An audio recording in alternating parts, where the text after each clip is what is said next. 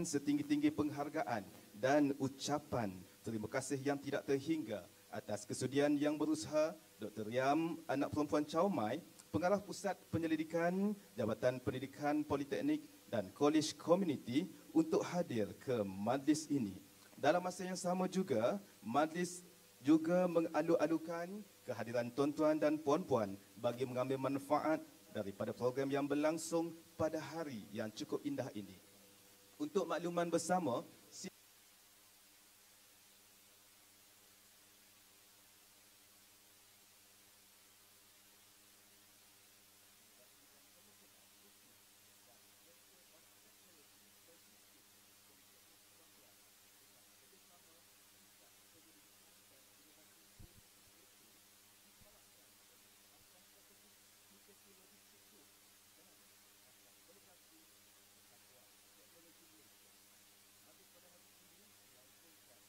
Bilik Seminar Jet, Perpustakaan Politeknik Seberang Perai, Pulau Pinang dan tuan-tuan serta perempuan juga boleh mengikuti siaran ini menerusi saluran YouTube Politeknik Seberang Perai.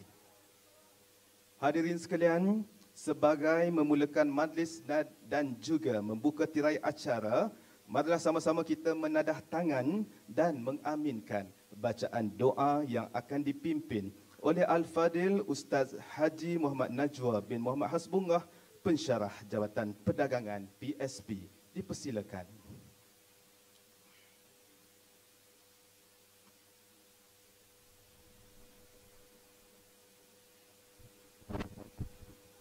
Assalamualaikum warahmatullahi wabarakatuh. Al-Fatihah.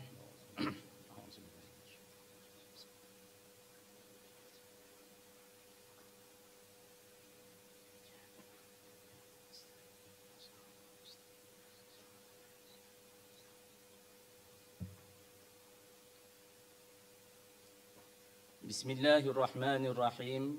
Alhamdulillahi Rabbil Alamin. Hamdan yuafi ni'amahu wa yukafi'u mazidah. Ya Rabbana lakal hamdu kama yanbaghi li jalalika wajhikal karim wa azimi sultanik. Allahumma salli wa sallim ala Sayyidina Muhammad. Salatan tunjina biha min jami'il ahwali wal afat. Wa taqdi lana biha jami'al hajat. وتطهرنا بها من جميع السيئات وترفعنا بها عندك أعلى الدرجات وتبلغنا بها أقصى الغايات من جميع الخيرات في الحياة وبعد الممات وعلى آله وصحبه أجمعين.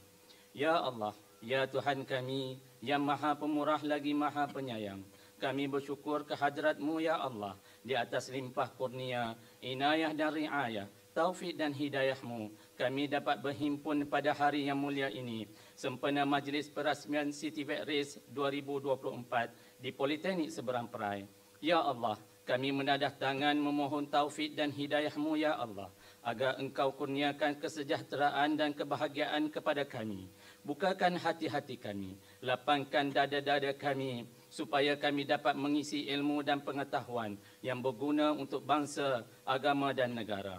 Ya Allah, perkukuhkan perpaduan kami, perbaikilah urusan kami ya Allah, dan kurniakanlah kejayaan yang cemerlang kepada kami.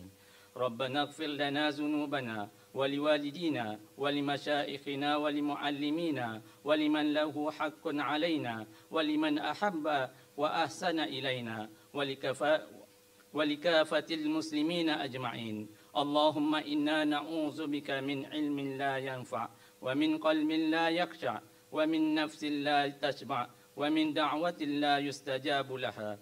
Ya Allah, ya Tuhan kami, ampunilah dosa-dosa kami, dosa kedua ibu bapa kami, dosa guru-guru kami, dosa orang-orang yang mempunyai hak ke atas kami, orang-orang yang cinta dan berbuat baik kepada kami, dan seluruh umat Islam. Ya Allah, sesungguhnya kami berlindung kepadamu ya Allah, dari ilmu yang tidak bermanfaat, dari hati yang tidak khusyuk, dari jiwa yang tidak kenal puas, dan dari doa yang tidak diterima. Rabbana la tuzigh qulubana ba'da iz hadaitana wa hab lana min ladunka rahmah innaka antal wahhab. اللهم اجعل جمعنا هذا جمعا مرحوما وتفرقنا من بعده تفرقا معصوما ولا تجعل اللهم فينا ولا معنا ولا من يتبعنا شقيا ولا مطرودا ولا محروما ربنا آتنا في الدنيا حسنة وفي الآخرة حسنة وقنا عذاب النار وصلى الله على سيدنا محمد وعلى آله وصحبه أجمعين والحمد لله رب العالمين آمين. Amin ya rabbal alamin. Majlis mengucapkan ribuan terima kasih. Hadirin yang dimuliakan, objektif penganjuran KTVETriLS 24 ini adalah bertujuan membudayakan penyelidikan, inovasi dan pengkomersialan dalam bidang logistik dan rantaian bekalan serta sains sosial. Malah ia juga sebagai satu platform kepada para akademia untuk penerbitan ilmiah. Serta pada masa yang sama juga, ia dapat memantapkan Center of Technology COT dengan pencapaian dan peratus penerbitan kertas penyelidikan yang diterbitkan. Tuan-tuan dan puan-puan, majlis pada hari ini diteruskan dengan mempersilakan yang berusaha Puan Hajah Ros Eliza binti Datuk Syarif, Pengarah Politeknik Seberang Perai untuk menyampaikan ucapan alu-aluan. Dengan segala hormatnya, dipersilakan.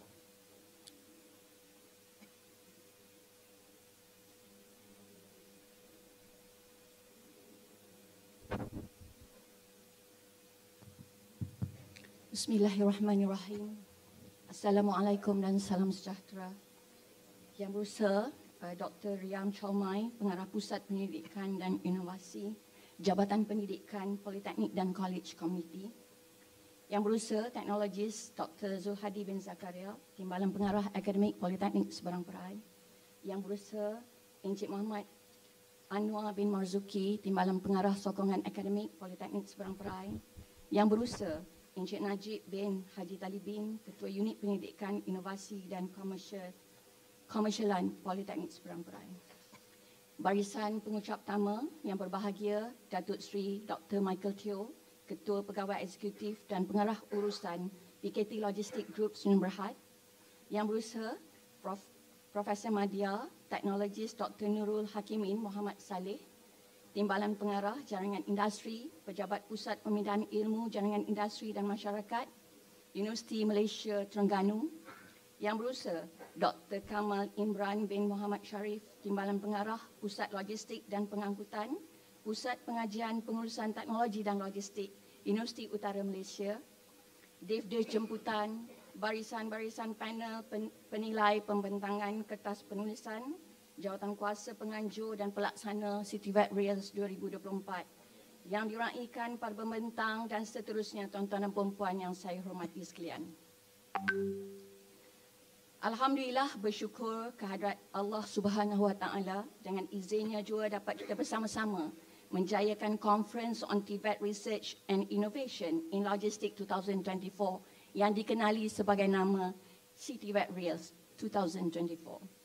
Terima kasih kepada Yang Berusaha Dr. Riam Chalmai kerana sudi hadir merasmikan program pada pagi ini, dan setinggi penghargaan kepada Pusat Pendidikan dan Inovasi JPPKK atas kerjasama dan komitmen yang diberikan dalam menjayakan persidangan ini.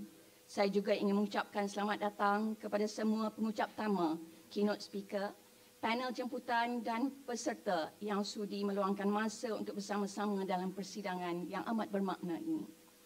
Tema persidangan pada kali ini iaitu Technological Research and Innovation in TVET, Transforming Logistics for Sustainable Development. Amat bertepatan dengan perkembangan semasa dan cabaran yang kita hadapi dalam era digital kali ini.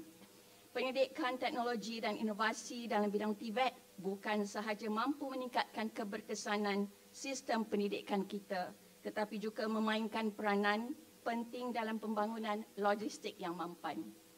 Hadirin yang saya muliakan, sebagai sebuah institusi yang komited dalam memajukan bidang TVET, Politeknik Seberang Perai sentiasa berusaha untuk menyediakan platform terbaik bagi para akademia, penyelidik dan industri berkongsi pengetahuan, pengalaman dan inovasi mereka.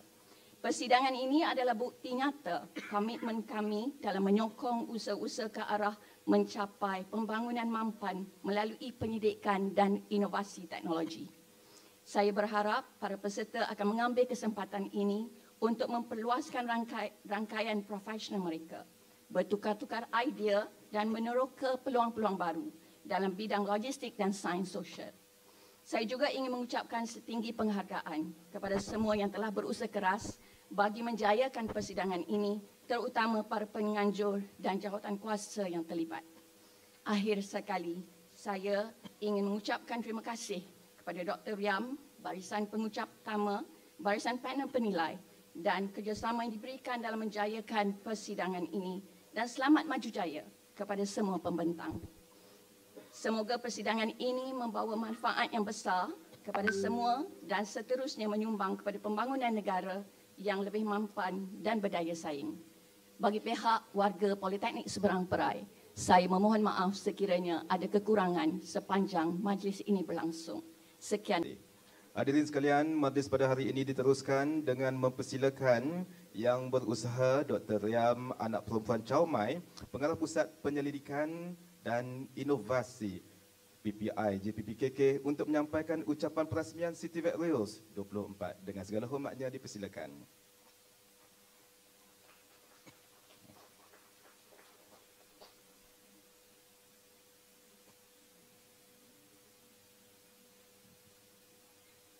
Dan salam sejahtera, salam Malaysia Madani, yang ni kami tak boleh miss ya. Okay, as a government servant lah, so 5 jari ni tetap kena ada.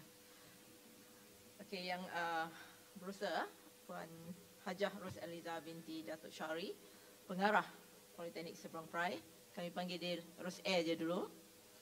Okay, yang berusaha teknologis Dr. Zul Hasdi Zakaria, Timbalan Pengarah Politeknik Seberang Perai.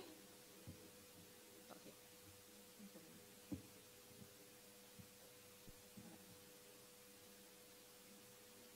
Yang berusaha Encik Muhammad Anwar bin Mazuki, Timbalan Pengarah Sokongan Akademik Politeknik Seberang Perai. Yang berusaha Encik Najib bin Haji Talwin, Ketua Unit Penyelidikan dan Inovasi Politeknik Seberang Perai. Dan yang saya hormati yang berusaha Datuk Dr. Michael Teo, dan juga 2 lagi panelis yang saya baru berkenalan pagi ini, tim Datuk Dr. Michael, betul? Semuanya dari logistik dan juga something to do dengan persidangan kita pada pagi ini daripada UMT dan Universiti Utara Malaysia, tempat lama saya dulu. I did my master there. Okay. Jadi setinggi-tinggi tahniah ya diucapkan kepada Politeknik Seberang Perai selaku tuan rumah dalam penganjuran persidangan kita pada hari ini, iaitu Conference on TVET Research and Innovation in Logistic ataupun KTVETriLS 24. Okay, and saya berasa begitu bertuahlah kepada tahniah lah saya ucapkan kepada semua peserta yang saya difahamkan ada dari 43 ya, 43 kertas kesemuanya, satu kejayaan yang sangat membanggakan. Okay. Dan satu lagi, kita dapat orang kuat logistik. Yeah, it's not easy to get Datuk Michael here, you know. I've been trying hard for him to be in my symposium last year, but he said he's not. No, it's not really not. He always available. If it's anything to do with Polytechnic and college community, he's always free. But it's not his field. So because we are talking about TVET, accessibility to TVET, he said I'm in logistic. So it's slightly it's not his cup of cake. It's something like that. So it's understood. Yeah. But we want him to be with us all the time. So he has not much time left lagi sebab UM dengan UMT dah ambil dia dah. Okay, just a joke only Datuk. Okay, so saya mewakili pihak Jabatan Pendidikan Politeknik dan College Community serta pihak Jabatan Kuasa KTVETriLS 24 sangat berbesar hatilah dan mengalu-alukan kehadiran semua pengucap tamu kita pada pagi ini serta pembentang-pembentang kertas yang saya rasa akan sama-sama menjayakan KTVETriLS 24 ini. Dan persidangan ini saya rasa memang merupakan satu platform bagi para pembentang dan juga peserta semua untuk bersama-sama berkongsi idea, berkongsi pengetahuan dan juga pengalaman hasil penyidikan khususnya dalam bidang yang berkaitan dengan logistik yang telah pun dipilih oleh pihak penganjur pada hari ini sebagai tema persidangan.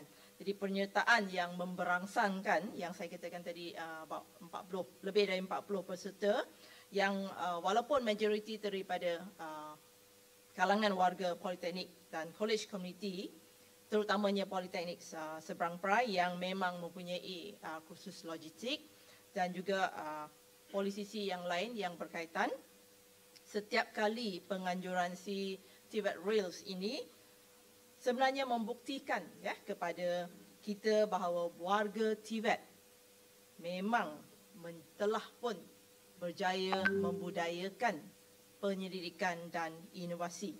Jadi kita seharusnya berasa bangga kita boleh lawan universiti sekarang, ya. Betul? Okey, jadi kita sentiasa bekerjasama rapat dengan universiti. Mereka sentiasa membimbing kita untuk bergerak dalam usaha kita untuk memperkasakan penyelidikan dan inovasi. Memang kita masih lagi menjadi adik, tapi abang-abang kita di universiti memang sentiasa membantu kita. Okey, bukti terdekat yang saya dapat nyatakan di sini, kami di HQ terutamanya sentiasa mendapat khidmat daripada UTM, UITM. UUM dia jauh sikit. UMT jauh sikit, tapi last year mereka memang participate dalam penilaian proposal secara online. Okey, kawan saya Dr. Sweet di Maritime.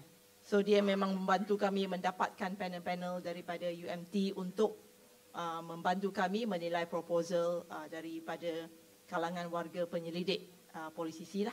Jadi mungkin tahun ni kita akan dapat khidmat UMT dan UUM lagi sekali. Sebab kami belum tutup lagi tarikh tutup permohonan grant. Jadi bila tutup nanti kami akan carilah panel-panel daripada universiti dan industri, Datuk. Maybe you can introduce some to us as well. Okay, jadi dalam erti kata lain, komuniti TVET memang committed untuk merealisasikan teras ke-6 Pelan Strategik Jabatan Pendidikan Politeknik dan College Community, iaitu membudayakan penyelidikan gunaan dan inovasi. Jadi hadirin yang saya hormati sekalian, penetapan tema persidangan pada hari ini iaitu Technological Research and Innovation in TVET, Transforming Logistics for Sustainable Development. Jadi ini adalah seiring dengan hala tuju industri logistik dan juga rantaian bekalan yang mengiktiraf penyelidikan teknologi dan inovasi sebagai pemacu kepada sistem logistik yang lebih pintar, berdaya tahan dan mampan. Jadi teknologi seperti IoT, AI ataupun automasi dan analitik data besar ataupun big data ini telah sebenarnya mengubah cara operasi logistik dan sekaligus meningkatkan kecekapan dalam mengurangkan kos operasi.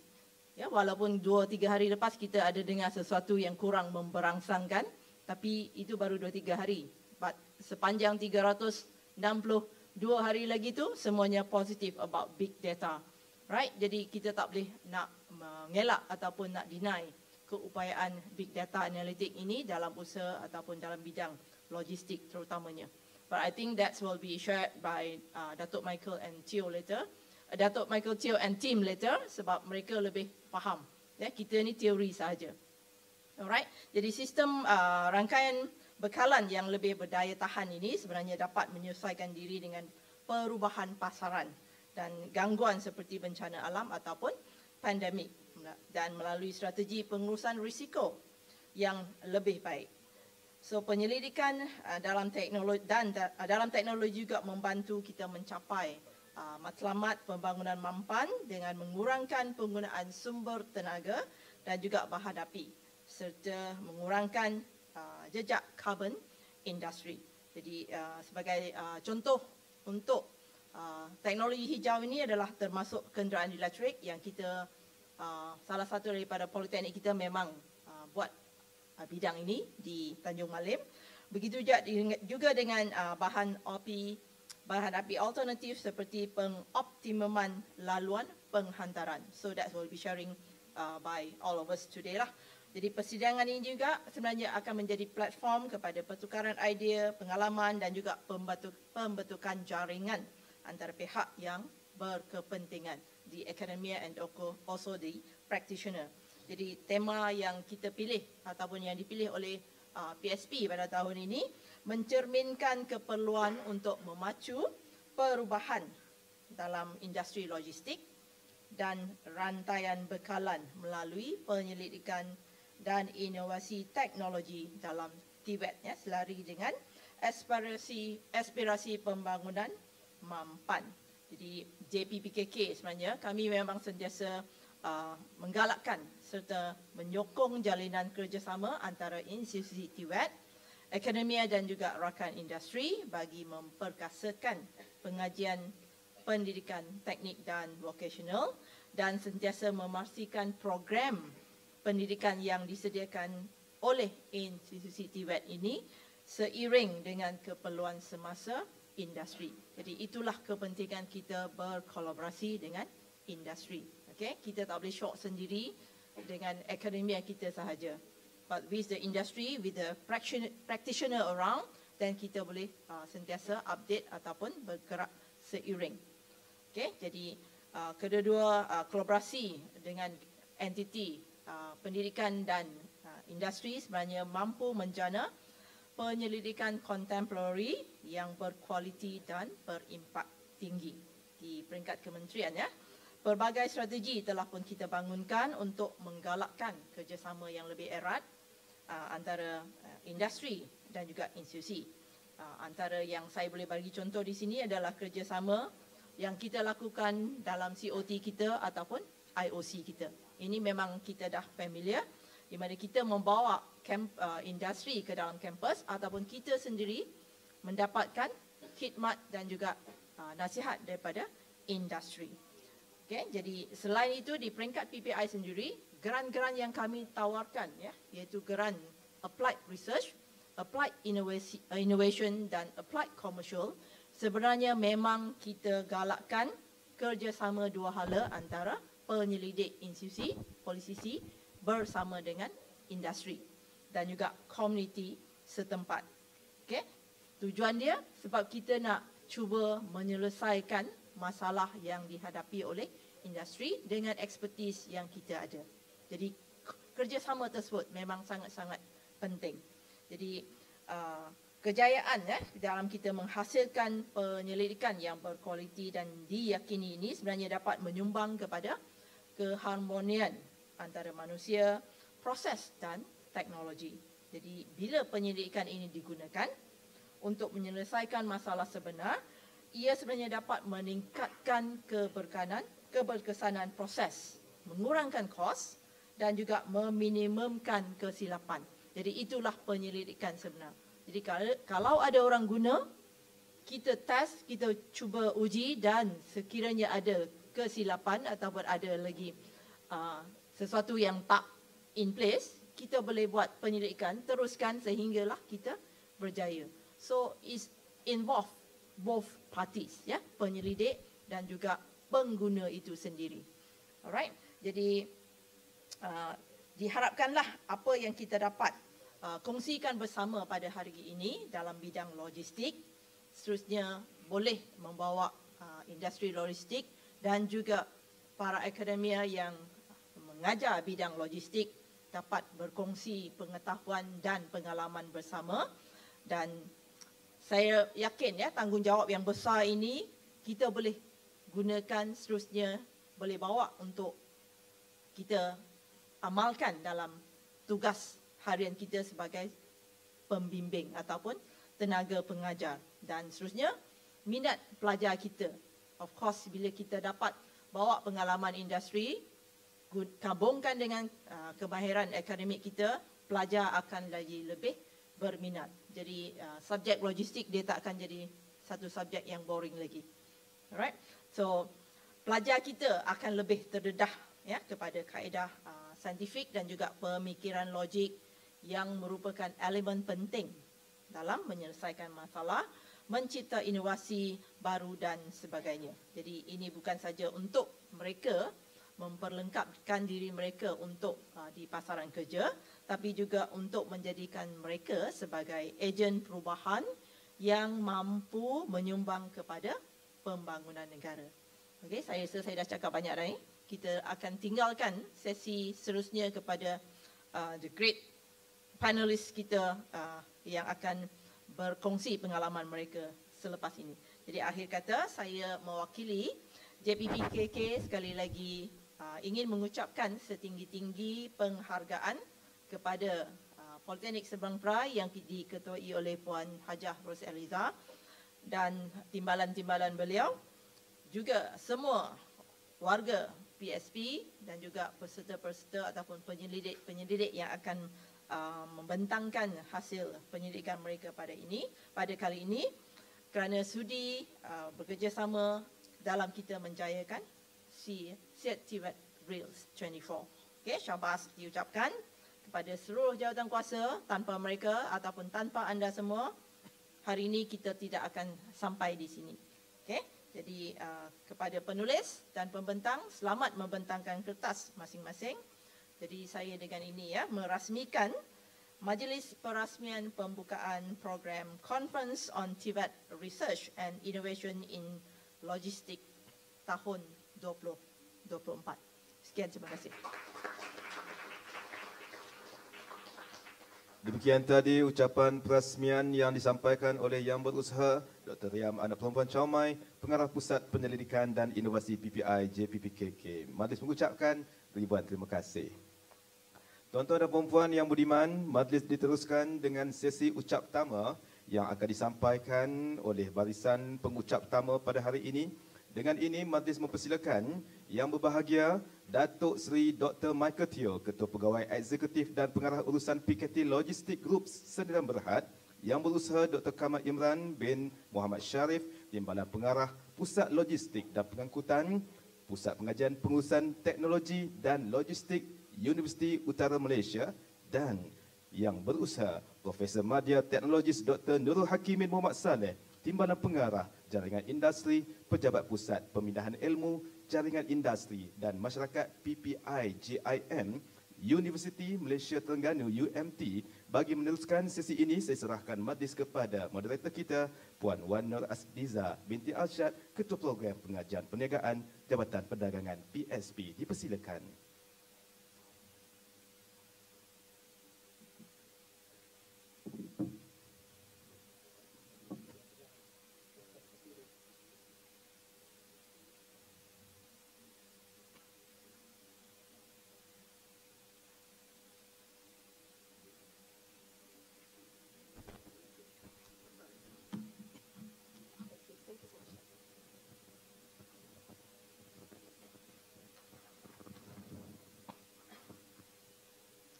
Thank you, Ustaz Fahmi.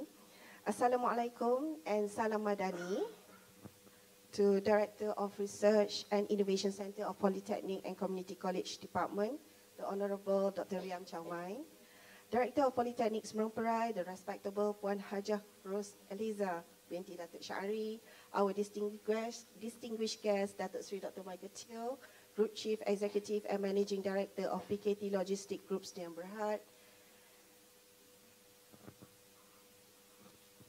and our panelists, the second panelist, Associate Professor, Technology Specialist Dr. Nurul HAQIMIN bin Muhammad SALLEH, Deputy Director, Industry Linkage, Center for Knowledge Transfer, Industry and Community Networks, PPI JIM, Universiti Malaysia Terengganu, Dr. Kamal IMRAN bin Muhammad Sharif, Deputy Director, Center for Logistic and Transport, School of Technology and Logistic Management, Universiti UTARA Malaysia, Technology Specialist Dr. Zulhadi bin Zakaria, Deputy Director Academic of Seberang Perai Politeknik, Mr. Muhammad Anwar Marzuki, our Deputy Director Academic Support of Seberang Perai Politeknik, Mr. Muhammad Najib Haji Talibin, Head of Research, Innovations and Commercial Units of Politeknik Seberang Perai, and Directors and Representative of Penang's Politeknik Community College, panels of juries, heads of departments, heads of units, lecturers, participants, and the rest of the audience. Welcome to the TVET Research and Innovation in Logistics Conference 2024.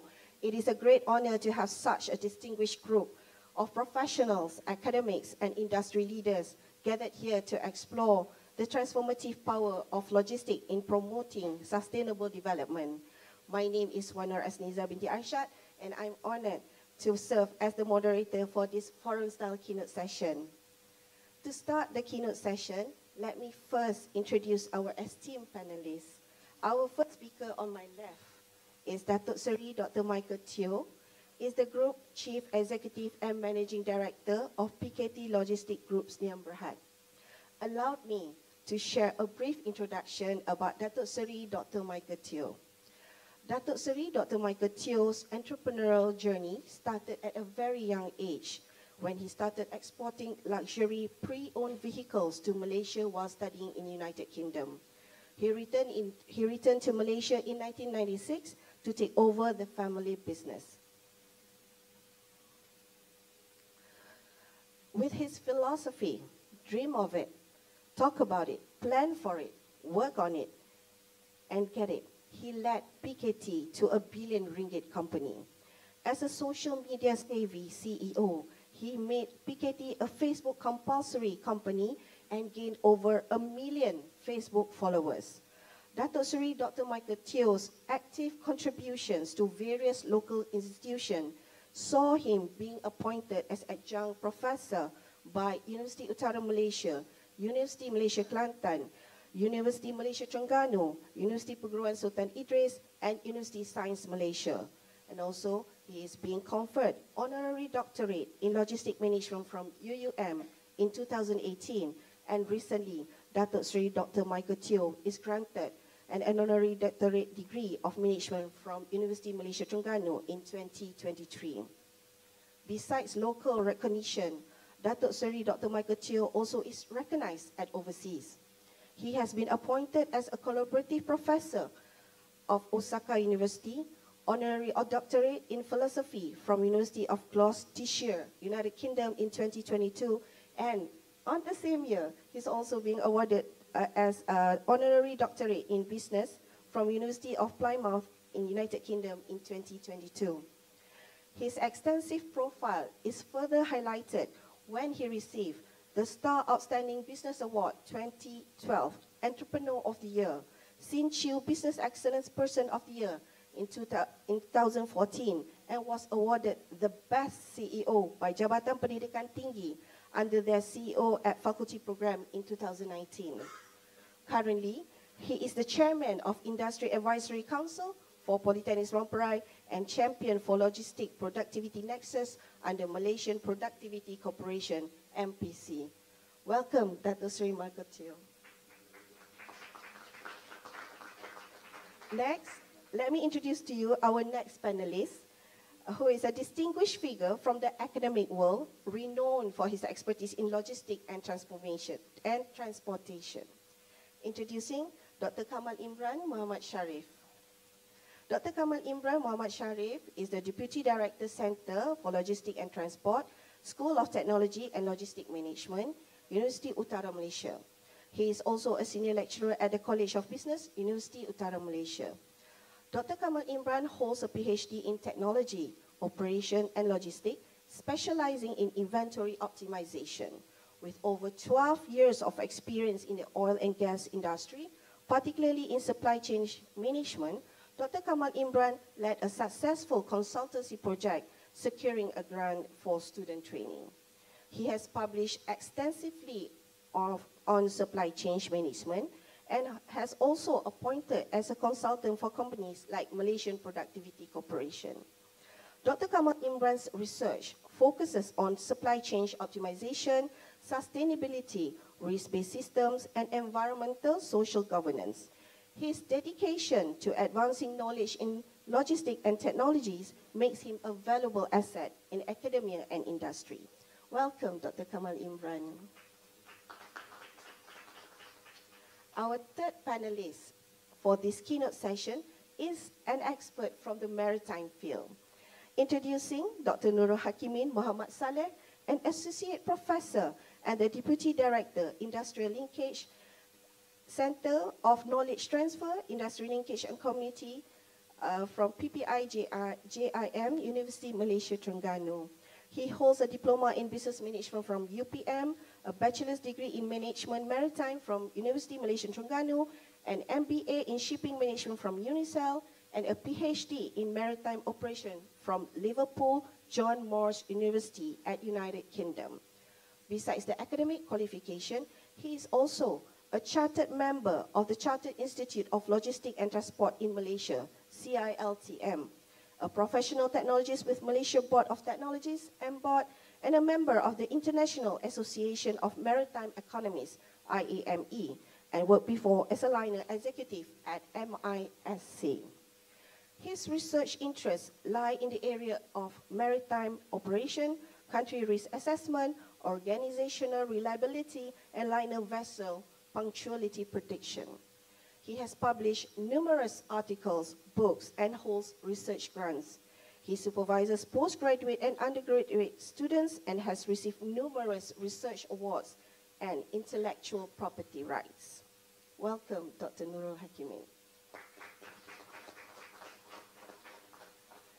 Ladies and gentlemen, our conference theme for this year is Transforming Logistics for Sustainable Development, reflects the critical need for innovation and collaboration in our field.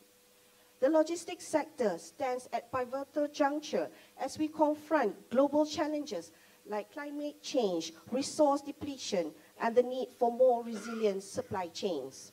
The insight and solution we develop here will be instrumental in driving sustainable practices and creating a better future. Therefore, let us begin with a question for Dato' Sri Dr. Michael Teo. Dato' Sri Dr. Michael Teo, looking into transforming logistics for sustainable development, I would say that PKT Logistics resonates with Michael Jackson's song, Man in the Mirror, okay, which emphasizes the importance of personal change to effect broader change. I relate this song to PKT because it reflects the transformation that you have driven. Under your leadership, PKT Logistics has become a company committed to sustainability, focusing on affordable and clean energy, sustainable cities and communities, responsible consumption and production, and climate action. This clearly can be seen through PKT Logistics' journey in achieving sustainable development goals. Ladies and gentlemen, before Dato' Sri Dr. Michael Teo answer my question, let us see and have a view on PKT Logistics Sustainable Journey video. Lies the promise of change. At PKT, we have embraced this.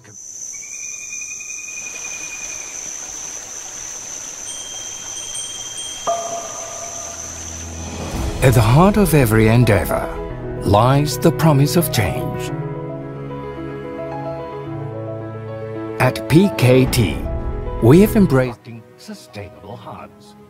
One logistics hub, one auto hub, Peninsula College at the Ship Campus, Kulim Logistics Hub, and one Northern Hub stand as clear evidence that the rainwater harvesting system, solar photovoltaic system, and green concept warehouse design successfully harness green energy. We're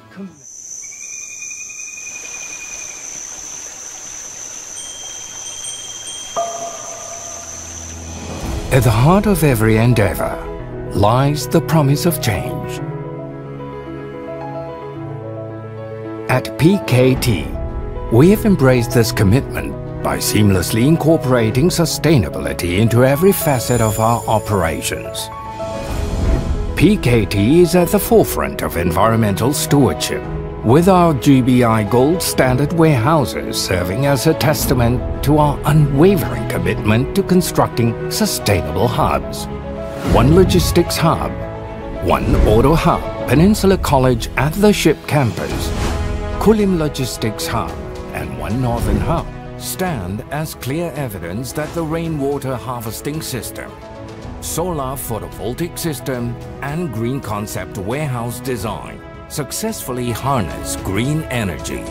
We're committed to societal nurturing through socially responsible initiatives. Yayasan PKT bolsters our impact by funding students' education at Peninsula College. Our Jom Bekerja Sambil Belajar program embodies at the campus in industry concept, integrating study and work within our premises. Initiatives like Anak Belajar Ibu Bekerja and Jom Bersara Secara Sambilan empower mothers and the retirees, while Smart Trucker positively transforms logistics employment.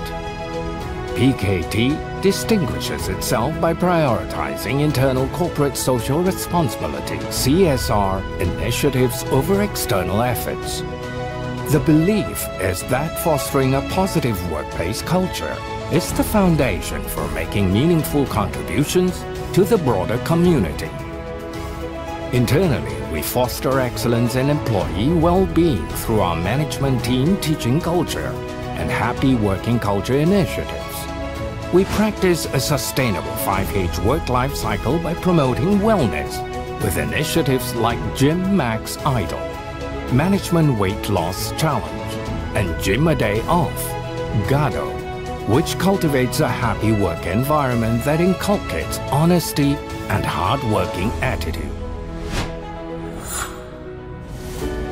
Recently, PKT pledged to achieve net zero carbon emissions by 2039 through our 5 Green Action Plans. Through Green Action Plan number 1, Lean Before Mean, we reduce waste by optimizing container use and implementing efficient energy strategies. Our carpool campaign incentivizes staff to opt for eco-friendly transportation, aiming to curtail emissions and traffic for a greener future. Sustainability is at the core of our operations, in which Green Action Plan number 2, our smart eco warehouses will be GBI Gold certified. As we steer towards a greener and cleaner future, we will transition our fleet to EV via Green Action Plan number 3, Vehicle Electrification Program, with charging stations. Replanting 3 for 1 initiative. 5. We aim to achieve net zero Scope 2 emissions from external energy manufacturing and disposals beyond our control, solidifying our commitment to a carbon-free future. As a socially responsible logistics company, PKT majorly utilizes local resources, constructs environmentally friendly warehouses, engages openly with communities, and inspires other businesses to make a positive impact on people and communities through their activities. PKT 50, 50 years of making a difference.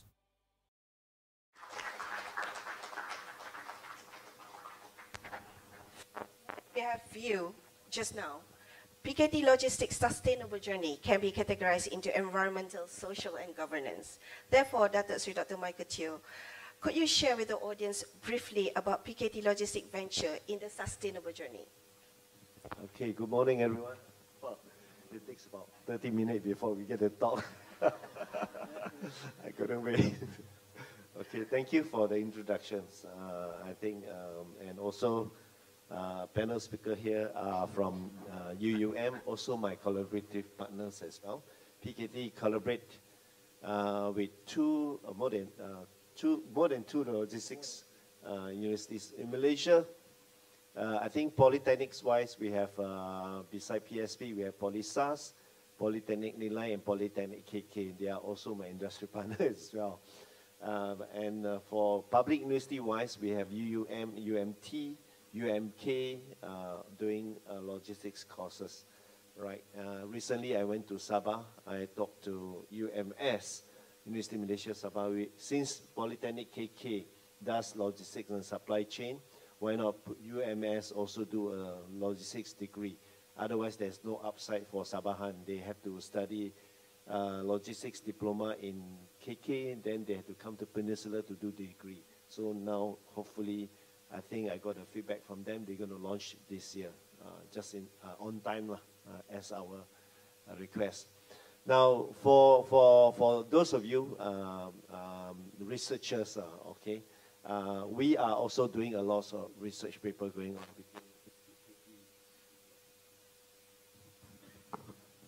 between PKT and all the public universities as well. Now the research paper have moved on from talking about JIT, AI, and all these things. Now we are talking about sustainability. Now, what's the problem here is over the last couple of years, you will notice that the government are emphasizing on ESG, this environmental social. Okay, so the reason is because it has become more important. Our government have to make our commitment to achieve net zero by the year 2050, with progress up to 45% of carbon emission reduction by the year 2030. So this is a huge commitment. So that's why you hear Tengku Zafrul, Minister of Finance, now he's in MITI, and every day he's talking about ESG. Because why? Most of our investors in Malaysia are multinational companies. These are big corporations from the Europe and from the USA. Those people are actually very committed to ESG. They want to achieve net zero by the year 2050. So they tell Malaysia government, you know, you need to state your stand. What do you want to do, you know? Because if Malaysia do not pledge to achieve net zero by the year 2030, I think we will lose a lot of investment because they don't want to invest in a country that does not commit to sustainability, okay?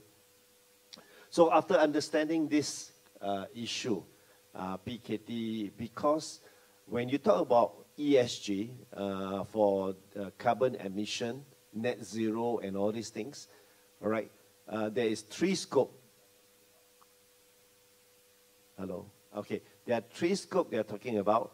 Scope 1 is the electricity that we are using. So if we have a warehouse, we use electricity, that actually come from tenaga. Tenaga is using coal generator, coal generator that create carbon emission into the environment. The less carbon emission will be the gas, okay? Gas, less carbon, but the best clean energy is solar energy. So Peninsula still is not using clean energy. Therefore, when we do logistics for our customer, multinational people, corporation, we are using not clean energy. Therefore, we had to report to them that our carbon emission is that much. So all our customers, MNC, most of them will ask us to commit to net zero also, because scope 1 is electricity that we use. Scope 2 is scope 1 is the truck that emit carbon into the environment. Scope 2 is the electricity that we use. Scope 3 is our third-party vendor. So PKT being a logistics service provider, we are the scope 3 of all the MNC. That is why we are related to them. So this ESG is very unique because it will interconnect everyone together. So because PKT is a scope 3 of our MNC, therefore we need to commit to achieve net zero also, all right? So we did a transformation in PKT. We wanted to understand what is ESG all about, because today everyone understanding our ESG is just like, oh, this sounds like a new ISO, you know? You have to do something about it, otherwise you will lose your business, you know? So we did a transformation to really get our people together to understand why we need to embrace ESG. So basically, the way we do the transformation is we gather all our management team, we do a retreat, and we tell them we need to save the earth, okay? Because the earth is in trouble, we need to save the earth. We did a transformation. So with this transformation, we start telling them what is the as United Nations Sustainable Development Goals all about. The 17 goals of United Nations Sustainable Development Goals, they want to achieve this by the year 2030, by the way, okay? And how SDG related to ESG, all right? And after the understanding that they want to save the earth, then it is not from top down giving instruction, hey, embrace ESG. No, it is more like everybody want to save the earth. So therefore, we come up with our own timeline, roadmap when we want to achieve net zero. So that's how, when you saw the presentation, the video presentation just now, our target is to achieve net zero by the year 2039. Okay. Now with 5 green action plan. Okay.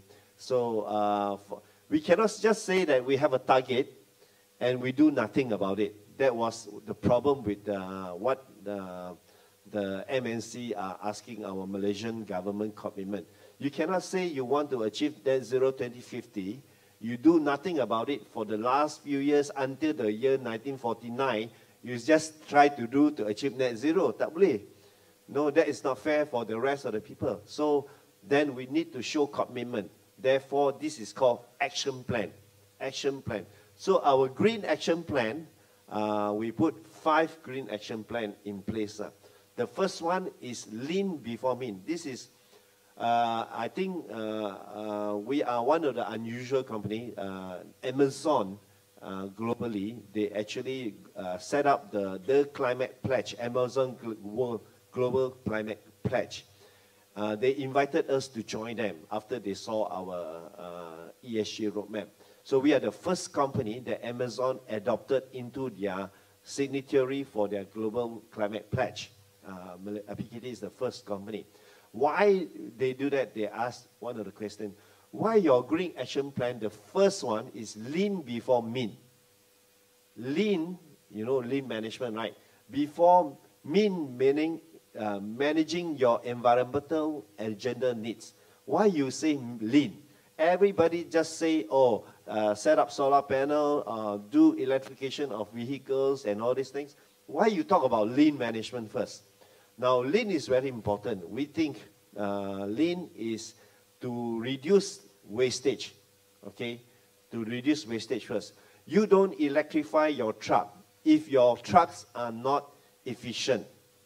If your truck are going to deliver one cargo, come back empty, that's not efficient, kan? So even you convert your truck into electric trucks, the electric trucks will move two directions. One direction to deliver, come back empty. So that is not efficient. So the first thing is we say we must practice lean management also. Just for example, if I want to electrify all our employee vehicles, I have 8 employees come to work every day. Now, if we ask them to change to EV car, so I will have 800 EV cars come to work. And I had to prepare 800 charging stations for them. So this is ridiculous. So now we ask them, you need to do what you call carpool. Okay, 4 persons in 1 EV car come to work. So now I only need to prepare 200 charging stations, okay, for them. Charging point for them, okay. So that is the first green action plan that we put in place. We call it lean before mean. Managing your environmental agenda needs, okay. The second green action plan is talking about vehicle electrification, okay. Is it vehicle electrification? Also, vehicle electrification, meaning we electrify all our future trucks. So this is coming already, okay. Probably coming, the technology will be coming from China, okay. There are many China car company or trucks company already presented to us about their EV trucks. Now, one of the worry about EV trucks is talking about the battery. The battery is huge to make for the trucks. And how are you going to charge a huge battery? You need to have a super powerful charger to charge a truck. And it takes a long time. So that technology is still in question. In China, they have basically 4 or 5 haulage big truck manufacturer using the same battery already. They commonize it, just like our C-type handphone charger. In China, they already have their haulage all using the same type of battery. So if we're going to buy European car, we cannot use the same charging method. European trucks is direct charging. The China truck is battery swapping method. They swap the battery. So they have like a machine that the lorry drive through.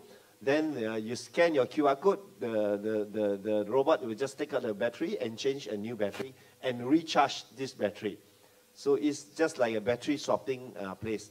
So that will change the whole landscape of logistics things.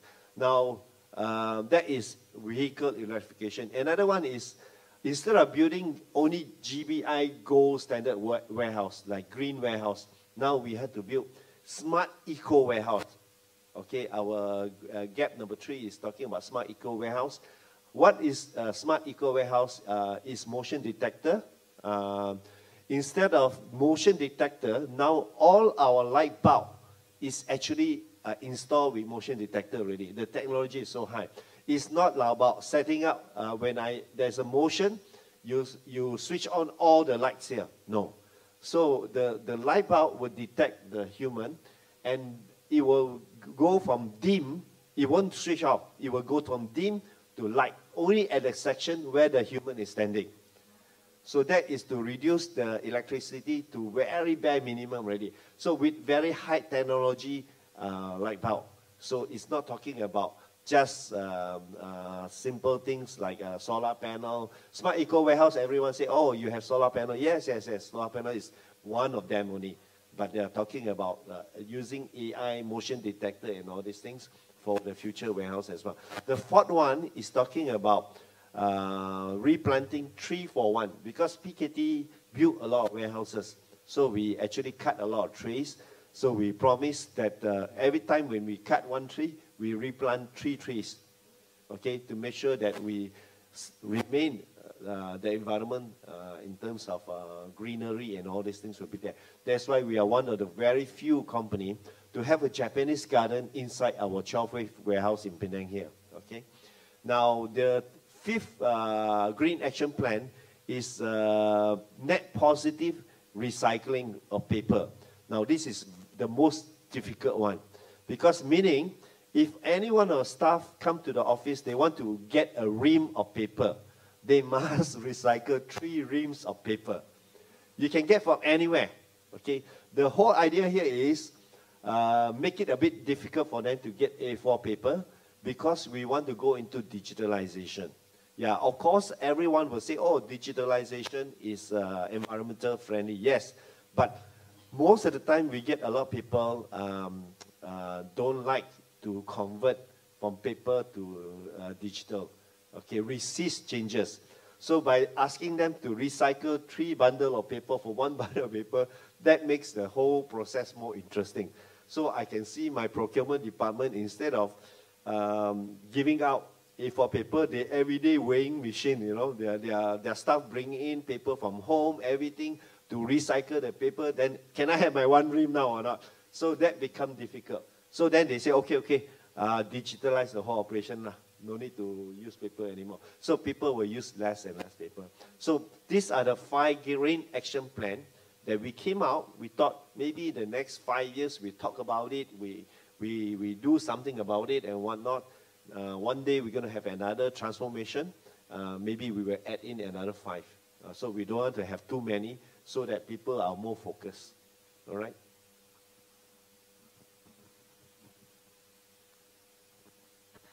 Thank you, Dato' Sri, for sharing with us the transformation process, a very interesting one, towards a sustainable environment at PKT Logistics.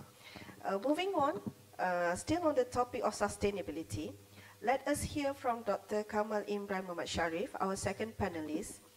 Dr. Kamal, how is the adoption of sustainability practices in the logistic and supply chain industry in Malaysia developing? Would you view it in the early stages or in the growth stage?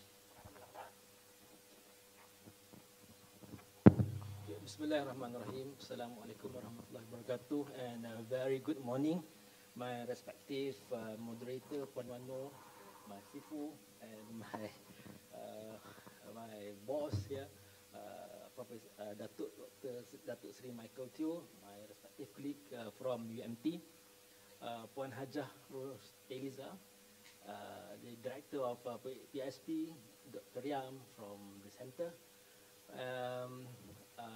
Faculty members, I believe, and all the participants for this KEYNOTE 2024. Thank you very much for inviting me. I'm so glad to be here in this very beautiful campus of PSP. All right, and actually I have prepared something, and always, whenever sit beside my Sifu, I have to be, to promote the works that we are doing together. All right. Thank you again to PSP for this opportunity. Well, I would like to ask the participants, because you are doing this research on innovations, logistic stuff. Are you ready to go for green now? Are you ready to go for green? Don't misconception about the green, right? Let us focus to the business. Okay. We are actually being hit by situation of pandemic COVID-19 for the past 3 years, right? And we are in the post-pandemic situation right now. So we can see there is a lot of changes in terms of the business model, in terms of the financial strategies, in terms of the how people doing works. We can see that nowadays, those days, it's quite hard to find people using internet, using teleconference to do, meetings. But nowadays, it's become common. Some of the students even do not want to meet face to face because of this thing. They like to go for a meeting online. Yeah. So those are the changes. So based on this, I think what we are today tells something about it. The world is changing so fast. A lot of uncertainties, a lot of maybe to a certain extent you can say that the world unfair. Even we have to deal with a lot of these tough cuts and changes, right? So this occasion basically have very much related to what you call sustainable practices. If you don't able to maintain our course in terms of the sustainable practices, of course, by the heat of the pandemic situation, most probably we're not going to, having the same what we have before, right? So before we move into further, let us define what is actually terms of sustainable practice. I think as an academic practitioner, I think most of the time we go back to the the common practice of academics by defining the terms, So as an academic, let me, define first what is actually meant by the sustainable practices, right? One of the gurus or in these sustainable practices by the name of Paul Polman, the CEO for Unilever, he mentioned that sustainable practices is about equitable values, the action on how we protect and preserve our business, our financial, our environment, our motherland, and whatnot, that the value of all these things would be able to benefit by our next people after us, which is our grandchildren, our kids, even the people next after us. So these terms basically concreted by one of the surah in Al-Quran. Allow me, Dato' Sri, to quote it, because I and Dato' Michael will not just discuss about research, sometimes we discuss about religiosity as well, right? So one of the verses in Al-Quran, in Surah Al-Baqarah, the verses 9, mentioned about وَلَا تُفْسِدُوا فِي الْأَرْضِ إنما نحن مخلصون. In this verse, what the God emphasized is about you don't ever do mischief to the face of the earth if you are sincere to yourself. So meaning to say, for the past 1400 years, the God already emphasized about the importance about sustainable practices. We have to take care of the motherland. We have to take care of our people. We have to take care of environment. Okay, so looking to the landscape of Malaysia, we can say that the government has established a lot of policies. Lately, recently we can see that from the Economic Ministry, they launched this NEDR, the National Energy Transition Roadmap, in which has promoted and expediting this the concept or the initiative towards this ESG and sustainable practices. For example, they're going to set up energy exchange program somewhere in Johor Bahru later on to increase to make Malaysia one day selling the energy through this renewable energy, yeah. And on top of this, from this NETR program, you can see that how the EV cars, the electronic vehicles, become rigorous. Lately, you can see a lot of EV cars is cruising down the road. Even Dato' Seri also, actually, he's one of the, the major sole provider have a very good collaboration with Tesla, selling Tesla in Malaysia, right? So we can see that the growing is become so fast, right? But to relate it with these logistic and transportation sectors, I'm quite blessed with this, collaboration with Dato' Seri and with MPC. Last time we are able to, conducted a few research to see the readiness implementations of logistic industry towards implementing ESG and ESG and also sustainable practices.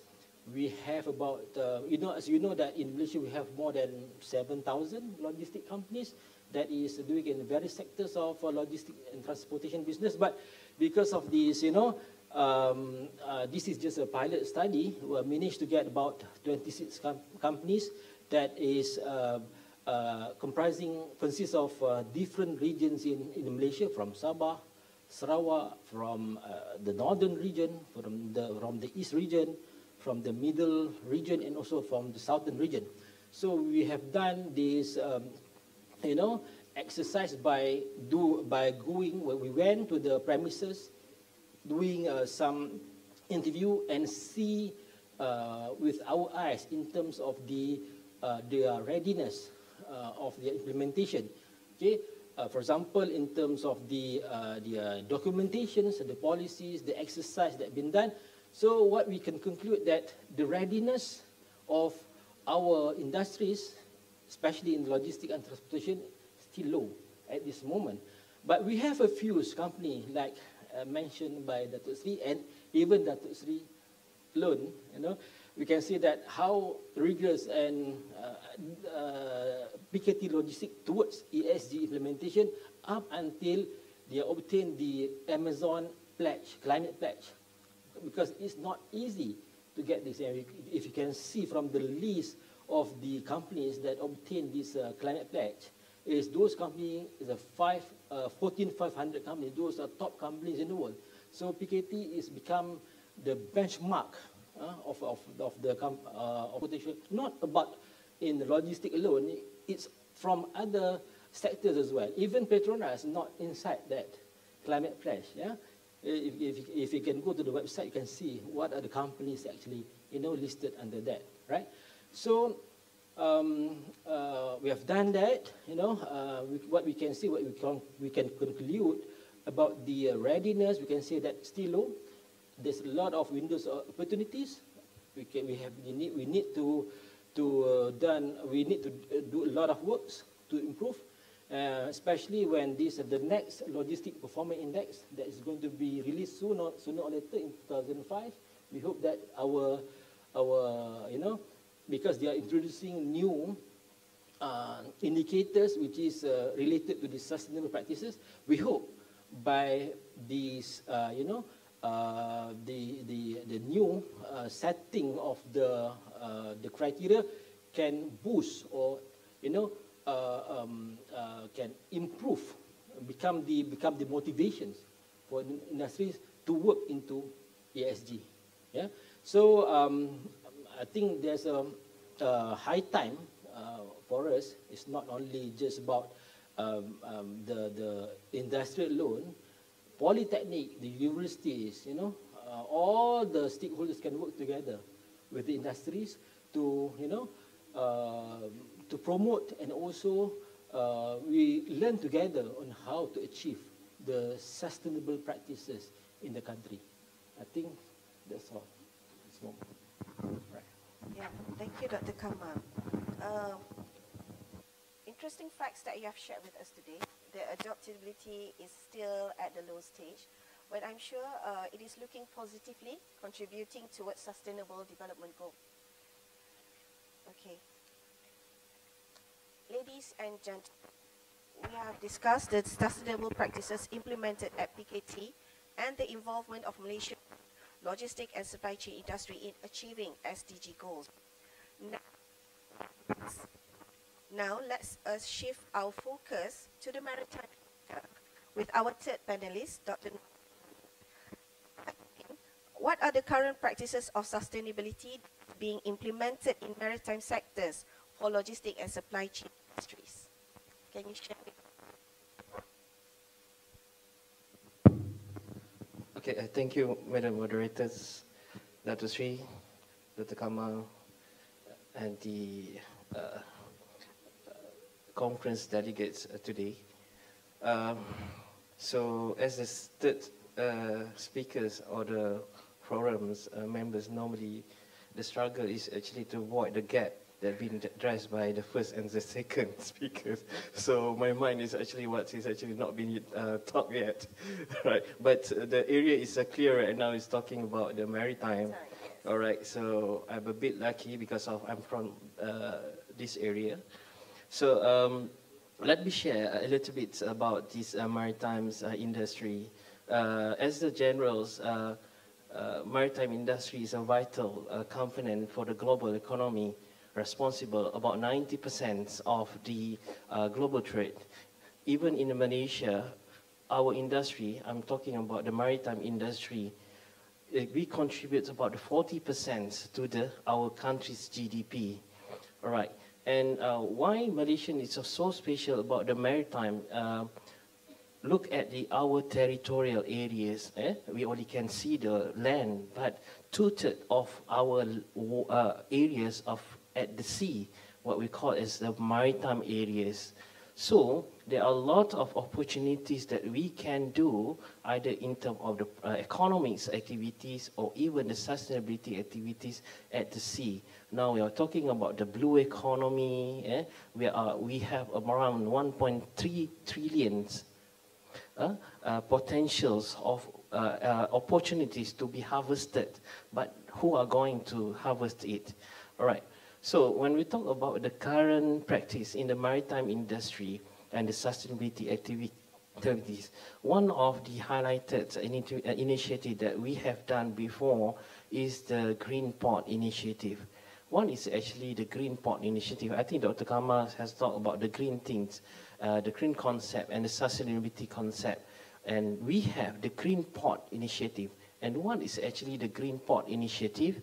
Green Port aim to become the environmentally friendly and commercially viable. Remember, two things. You cannot go for the green things without compromising the money. Right? Money comes first, and then environment as a second. And we are in this Green Port Initiative, we talk about the three things: community engagement, sustainability, and environmental protections, and even the peoples, including the workers, including the employees. In this initiative, we have talked a lot of practices that have been done in the industry. For example, the adoptions of the digitalization and technologies. Dato Sri is championing and talking, even he can comment what is actually drawback about the digitalizations. But this is the reality. The industry has now transforming our daily routine from the manual processes into the digital. Later on, I will share you some drawback about the digital as well. But this is inevitable process where we have to change. All right. Even this conference is talking about the change term, but there is a lot of problem when we want to change. Right. All right. So when we're talking about the digitalizations, previously email, right? Are we consider this email as still digital things, right? Before this, maybe 10 years before is yes, but now it's become a very, very basic. All right. So digitalization is actually when we change all the manual processes using the papers into the digital things, various systems that we have to embark on, and in the maritime trend right now. Where we have the mandatory requirement from the United Nations or from the International Maritime Organization requires all the IMO members to change from the manual to the digital, where they request all the informations required by the public authorities in regards with the ports, departures, arrival, or stay regarding to the people, cargoes, must be submitted electronically and must be started in the January 2024, where is the last 6 months. But what happened? Are we ready with the single platform? Do you heard about the U-Custom before, right? Where is it now? But Malaysia is actually working on developing this single window. What is a single window? All systems are integrated into one system via a single login. So it will be shared, all the stakeholders, port users, port operators, port authorities, including custom, immigration, port health department, chemistry departments. And why we need all this digitalization and how we relate to the sustainability. When all the provisions are smooth and streamlined, the less energy will be consumed for all engines, for all trucks and the cranes. And from that, emission will be less. All right? So, in terms of the competitions, Malaysia will take around 2 days for vessel clearance. Let's say one ship wants to enter to the port. It takes 2 days to clear the vessel before it can berth at the port. Why we have to deal with 24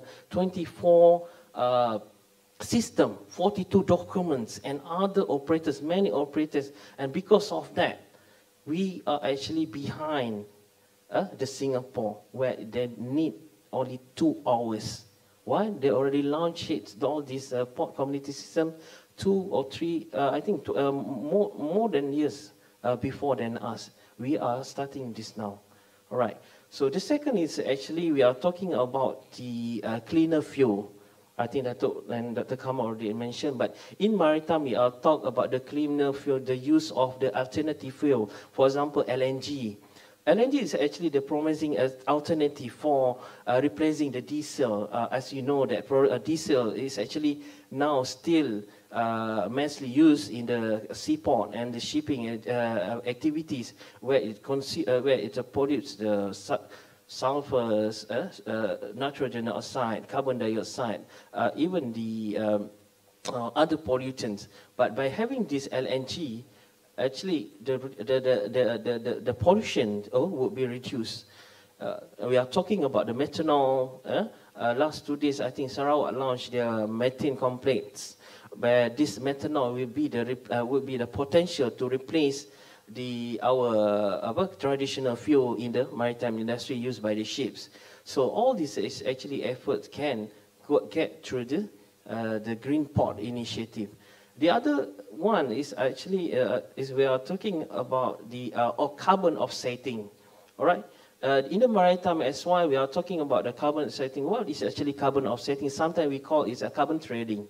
All all right, where we calculating the total emission that we produce, and then we invested in the project that can equivalent to the same pollution that we produce. For example, 3 to 1 by the PKT, all right?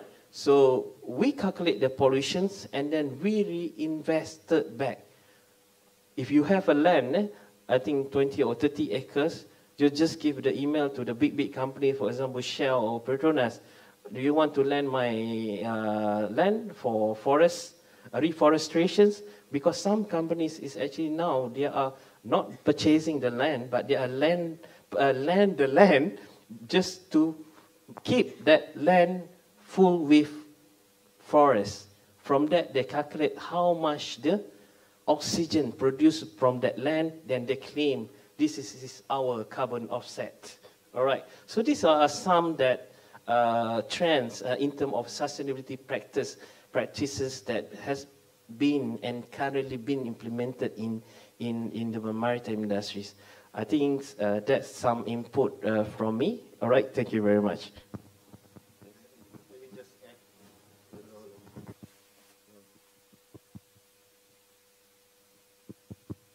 Let me just add, I think also the vessels. The vessels, besides using alternate fuel, they also have hybrid vessels with the, what do you call that now? No, like gliding, not glide, sail. So with the sailing. So now vessels are quite unique in the shape already. So you can go and see one of my Japanese partner, MOL, Mitsui OSK line. They show some of the future vessels with sails and all these things. It's quite interesting.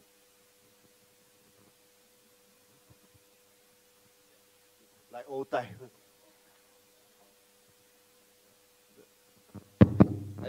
If I may add about because of the green ship is still under the maritime areas, I would agree from Prof. Rosalie that we are actually turning back to the traditional way, the old-type way, because of MERS has now doing two things. One is a slow steaming. You heard about slow steaming, where now we are talking about how to get fast, but now they are going slow. Why? Because of it's related to the energy consumption. Just imagine it's your car. If you are speeding up like 130 kilometers an hour, compared to just 60 kilometers per hour, which one is saving your fuel? 60. Right, same to the vessel. And they are now implementing the sealing. MERS is actually, when they get out from the port areas, they start to actually launching the kite or the sail, where then reducing the engine's dependence, but depending on the wind power. So we are going to back, but we are talking all this under the same umbrella, sustainability. Here. Okay, thank you, Dr. HAQIMIN. It will be a very beautiful landscape then, where we can see all the yachts, all the sails, just like before this, yeah? Like, it's some sort like a picture of Pirates of Caribbean later on at the port. Okay, but anyhow, thank you, Dr. HAQIMIN, for your insightful overview of sustainable practices in the maritime sector within logistic and supply chain industries. Having discussed the implementation of sustainable practices, it is evident that while the future looks promising, there are challenges that industries must confront in ramping up these efforts. I know some of the panelists already touched a little bit on the challenges, but my next question, okay, I would like to go specifically for Dato' Sri, Dr. Michael Teo. Based on your experience in implementing sustainability practices at PKT Logistics, what are the challenges did PKT face while initiating sustainability within the company? And what are the broader challenges faced by the industry in general? Okay, sustainability is talking about long-term investment. In the early stage, when we talk about we want to install solar panel, the cost is too high, and it takes about 7 to 8 years to get the return from the solar. But today, I think at that time it was quite challenging to get approval for finance from the board to invest into solar energy. The reason is Tenaga also do not allow us to use the energy that we produce. So this is quite unusual. You can have all the solar panel on the roof, but the energy cannot be used by yourself. Okay, you cannot even store it in a battery to reuse yourself also, not allowed to. All the solar panel must sell back to our Malaysian national grid first. The reason is because of the percentage, like just now explained. 20% we are still using coal. I think about 30 or 40% using gas, and the balance are solar energy that produced by everybody selling back to the national grid. That's what's happening with us. In terms of ratio of carbon emission for solar production, Peninsula is the worst in terms of creating carbon. Number 2 will be Sabah. The best is Sarawak, because Sarawak have hydropower. So this hydropower is more than enough to cater for all the demand that's needed by Sarawak side. So much so now, I also know from Japanese, Sarawak is actually supplying hydrogen fuel to Japan as well. Why? They use this extra energy to produce another energy. That's why Elon Musk don't believe in hydrogen car. He say, how can you have one energy to produce another energy to be used by another car? So it should be a direct energy use, okay? So that is thing. So sustainability has its challenges. That is depending on what the entrepreneur look at, short term or long term. So I think looking at it as a long term will be the best. PKT always look at it as a long-term strategy in terms of our social responsibility, why we are giving out scholarship, helping the B40. Our employees has a very good program to keep them healthy and all these things. A lot of companies say, you know, you're supposed to work for me and make money for me.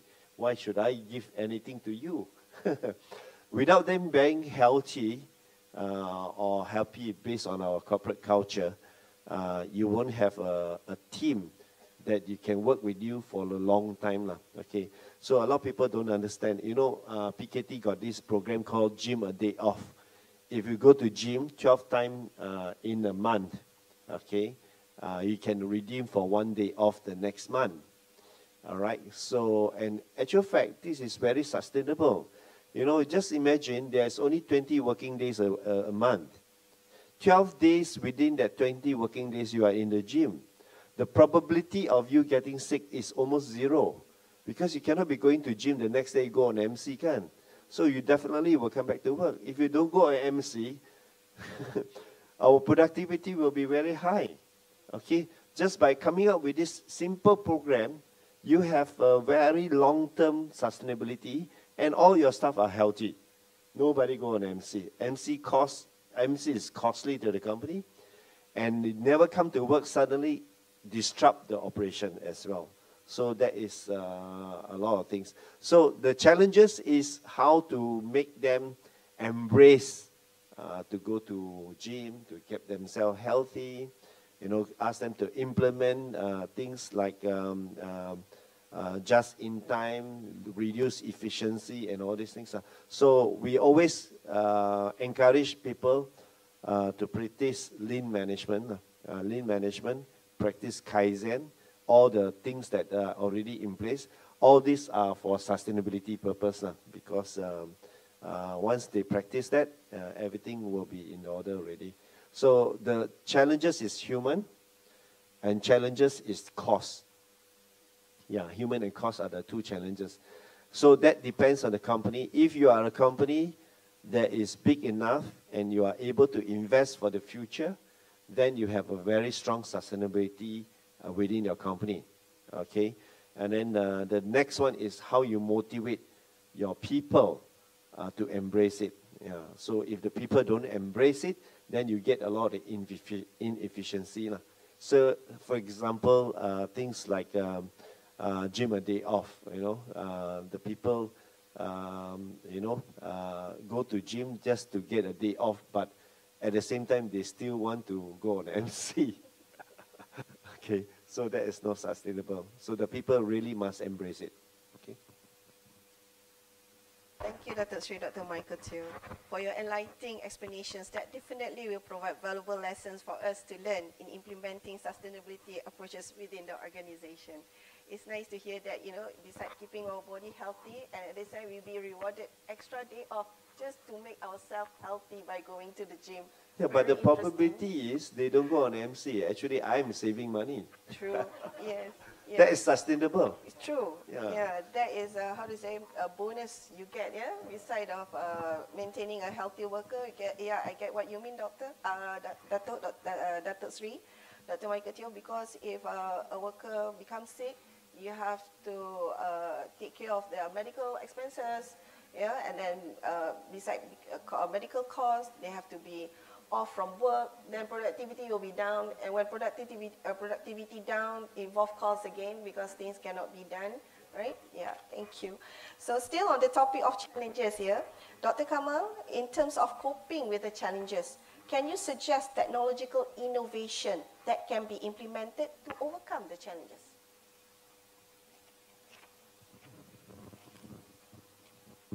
Okay, thank you very much, Puan Moderator, Puan Do. Okay, before we go into further, I think I would like to recap one of these, you know, very famous quotes. A goal without commitment, you never start, but more importantly, consistency. Without consistency, you never finish, right? So talking about this technological adoption, right, we can see that there is a lot of new inventions, new things that's being developed by the entrepreneurs, by the by the innovators. For example, like this, we use these AI generative things, generative AIs like the ChatGPT, Gamma AI. You just type everything, you list down what you want, that will give you the whole sum of the things that you want. Like, I think most of the students nowadays, they like to use the ChatGPT to do the assignment. Even me, sometimes make my work faster. But you know what happened is when I have a few weeks ago when we have this conversation with VP of Maybank, Dato' Nora, she mentioned one of the new skills that being emphasized in the industries, you know. Besides all these interpersonal skills, besides these communication skills, one of the skills that you guys, all the faculty members, need to be emphasized on is on the human mission skills. Human mission skills, in which we need to, you know, educate our students to know how to use all these generative AI things. Okay. To make the work faster, you know, if you can, if you spend like 2 hours, doing work in the office, like, you know, for the sake of preparing your report, by doing all these generative AI things, the presentation, the report, and whatnot, you can reduce your time, right? From 3 hours to 1 hour, or even half an hour. Is that sustainable practice? This is sustainable practice.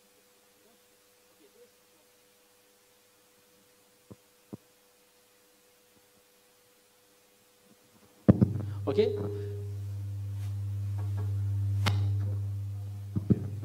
Okay.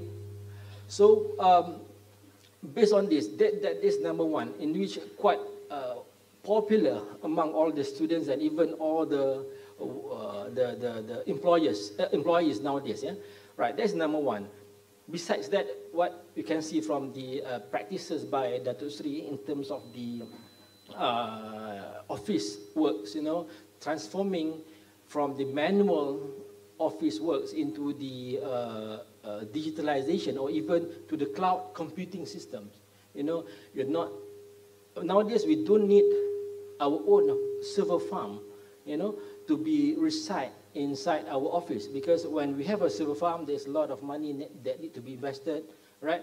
And in fact, when you use it, you have your server farm, you need to have a more electricity, and when you have a more electricity, means that you are actually deviate from the concept of these sustainable practices. what you can do is to leverage from the use of cloud computing, right? Most of the system nowadays, they are actually reside under one in the farm server somewhere out of the world in the cloud computing, in cloud servers, right? So this is one way and how we can adopt, okay? But of course, this requires a lot of money. So I would like to, again, when we talk about doing these technological innovation things, the most important things is to revisit ourselves, to do our own situational assessment, in which that we do, if you want to go for any kind of technological adoptions, we need to understand about what is actually our strength and weaknesses, by doing some kind of root cause problem solving, understand what is actually whether we need that system or not, right? If we need that particular system, to what extent of the requirements that we can allocate for that particular systems, or even any kind of interventions, right? And of course, what Dato' Sri mentioned about lean management, that is actually need to go first before we go into any kind of technological adoptions. Okay, number two. Number three, we can see that about the advance of waste management, right? Now, from the perspective of organization and from the context of public domain, we can see that one is about the awareness. Everything has to start from the home, change the culture of the organizations, right? Because waste management is not that easy to be implemented. We have a lot of facilities to manage the waste, but at the end of it is about the culture that we're going to embed into our people. Okay, once people understand and they appreciate, throwing to the dustbin, don't make any waste, make the environment clean, will give a lot of benefits to the environment, and in fact you get the reward from that. Okay, so I think by a simple application or simple initiative towards the waste management things can motivating or can giving a big impact towards the more environmental or sustainable practices implementation. That's number three. Number four, we're talking about these promoting people to managing the energy in our organization. Now, I think based on this National Energy Transition Program promoted by the Economic Minister, talking about the how we can manage our energy in our organizations, right? How we separate the bill, the OPTR things, we emphasize about the peak hours and the downtime hours, something like this, by looking at this situation also, at least we save about 15 to 20% of our electricity, which is contributed to the sustainable practice in which we are reducing the use of the electricity. And after that, we can go towards how we manage our lighting systems, right? Changing the bulb into LED, right? Of course, this costs money. That's why before we go into any further of intervention, we have to look into doing the some situational assessment to see whether we are ready for that or not, right? And there are so many initiatives that exist in the market, right, in which we can do it. The best thing is learn from PKT Logistics, There's so many things that, we also in the university will learn from Dato' Sri in terms of the practices. Even we have started on this energy management in our university. We have we created organization under our maintenance, to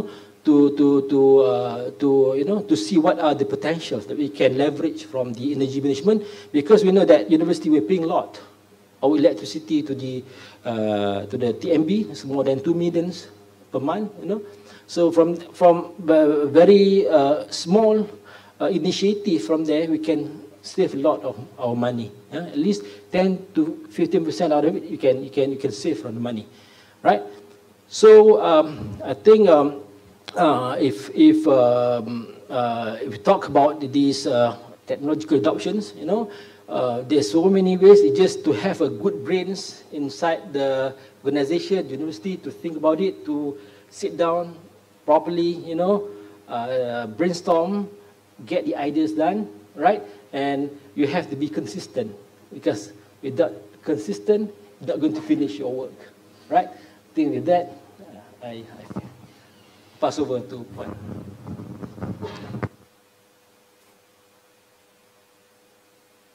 Thank you, Dr. Kamal. Yeah, we have listed a few technological innovations that mentioned from Datuk Seri, Dr. Michael Teo just now. For example, at PKT, we use the energy management by using sensors, okay, and the robotic, I think, in terms of electrical vehicle, like the trucker, we can view from the PKT presentation just now. But my question is here, Dr. Kamal, concerning or advancement from that situation. Is Malaysian logistic and supply chain companies at par with the efforts of other Asian countries in technological innovation in terms to cater the sustainability? Our neighboring country. All right.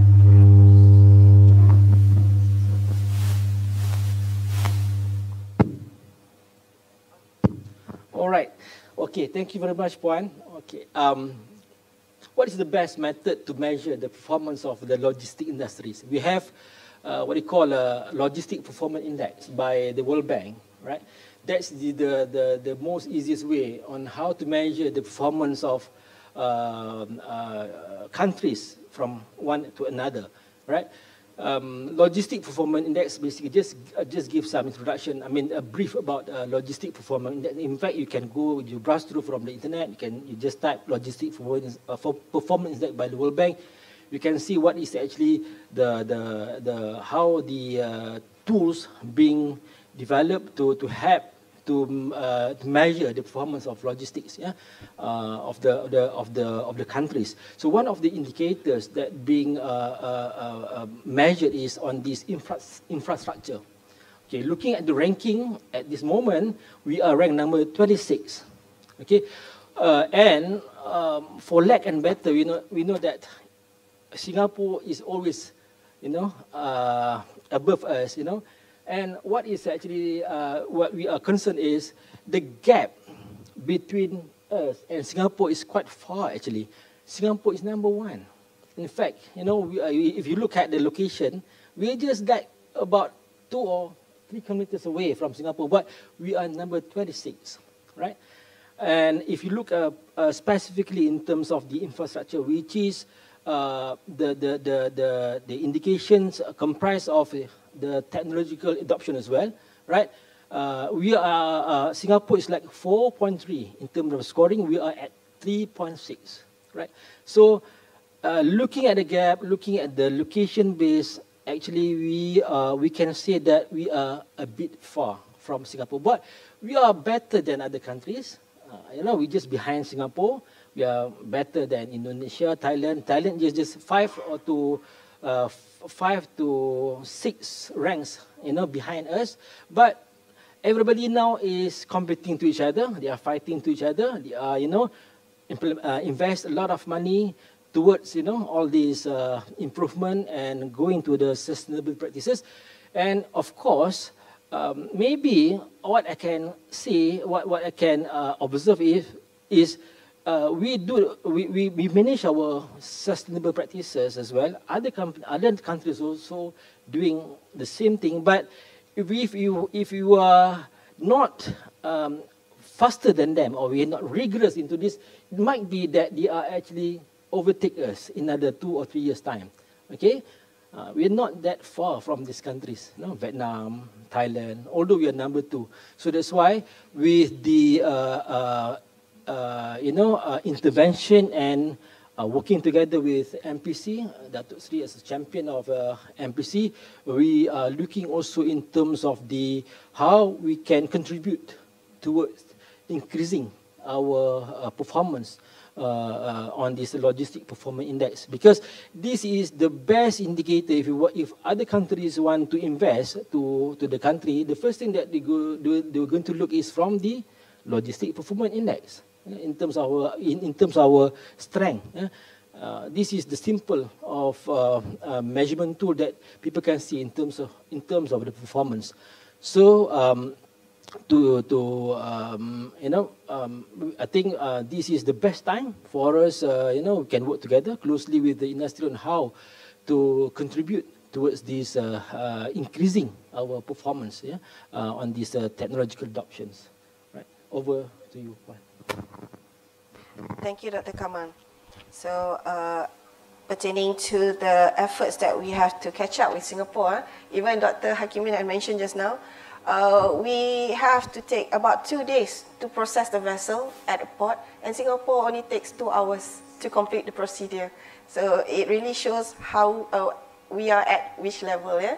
Okay, anyhow, thank you, Dr. Kamal, for the suggestions. Next, let us look at the perspective of sustainability in maritime sector. Ladies and gentlemen, pollution coming from the vessels has a high impact towards the environment. For example, according to research conducted by Cullinane et al. 2019, which I cited from Dr. HAQIMIN's research, titled Climate Change and Seaports, Analyzing the Contributing Factor, Impact and Mitigation Plan, which we have done in this year, 2024, mentioned that greenhouse gas emission from ships and usage of heavy fuel oil are deemed as a major contributor to climate change that causes extreme weather to occur. Knowing the impact of the pollution coming from the maritime, and yet there are still few participations from the logistic companies in Malaysia to embark on the sustainable journey. In your opinion, Dr. HAQIMIN, what are the factors that contribute to the lack of participation in sustainable journeys among maritime companies?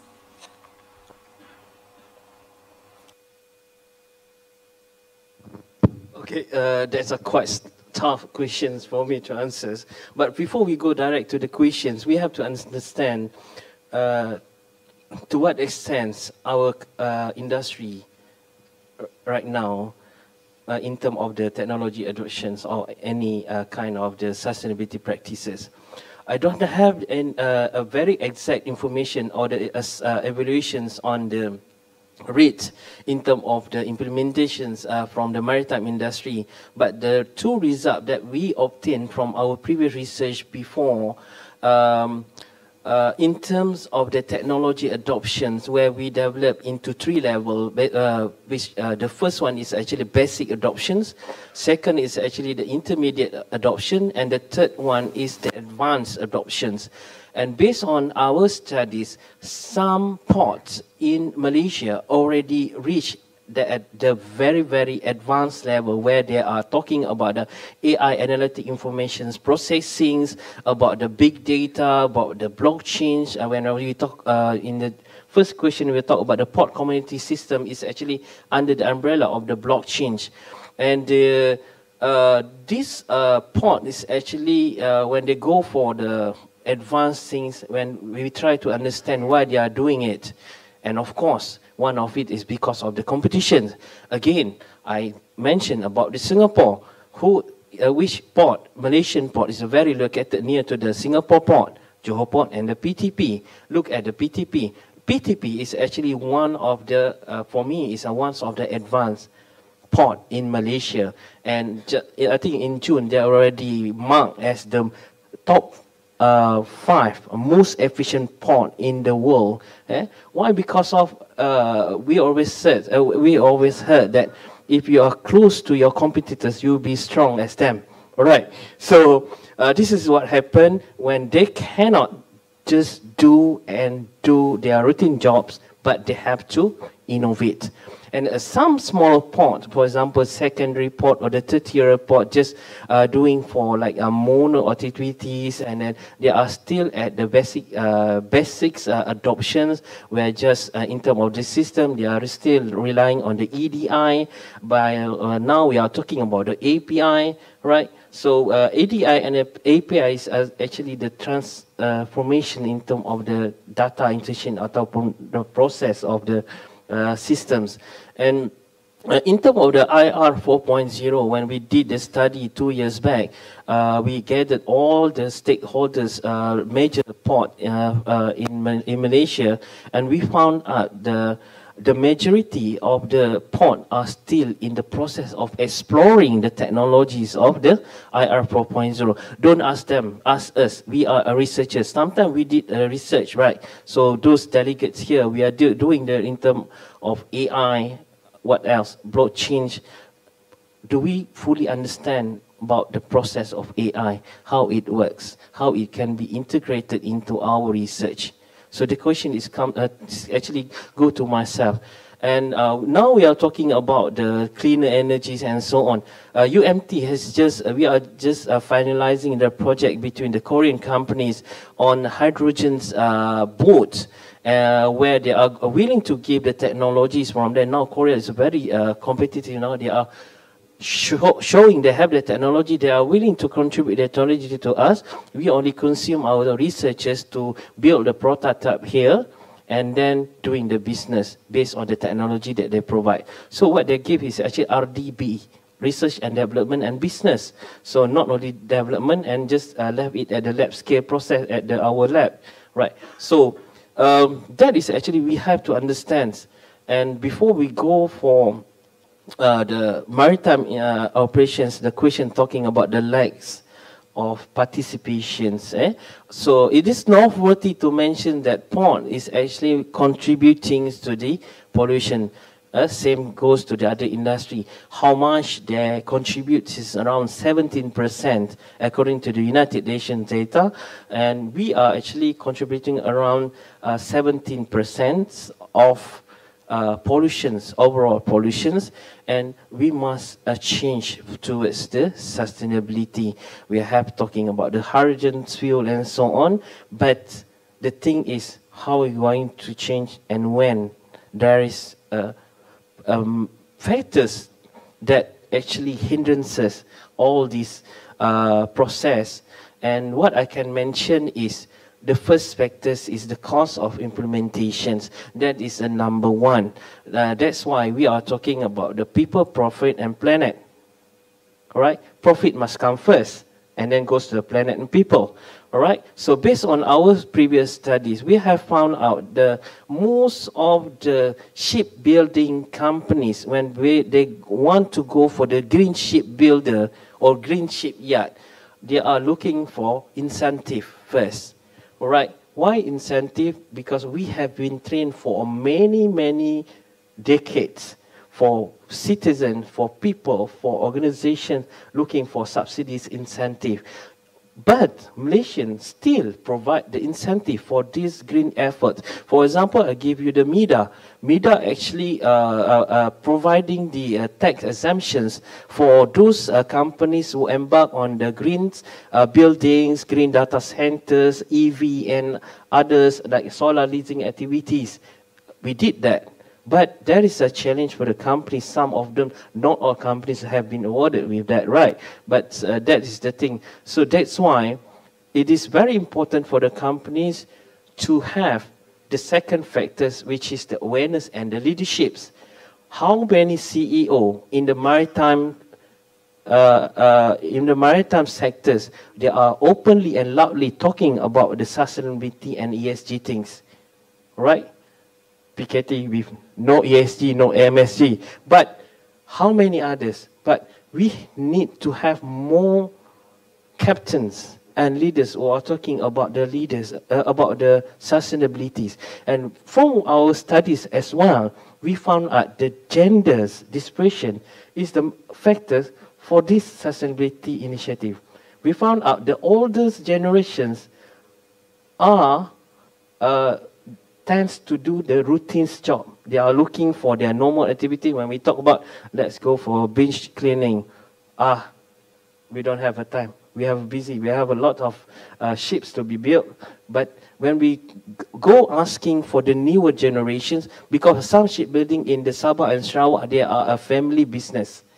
From the dad gives to the sons, and we ask the sons, they are being educated in the outside, like in the UK, and we ask them, the results are different. They are more tends to go for the sustainability practices.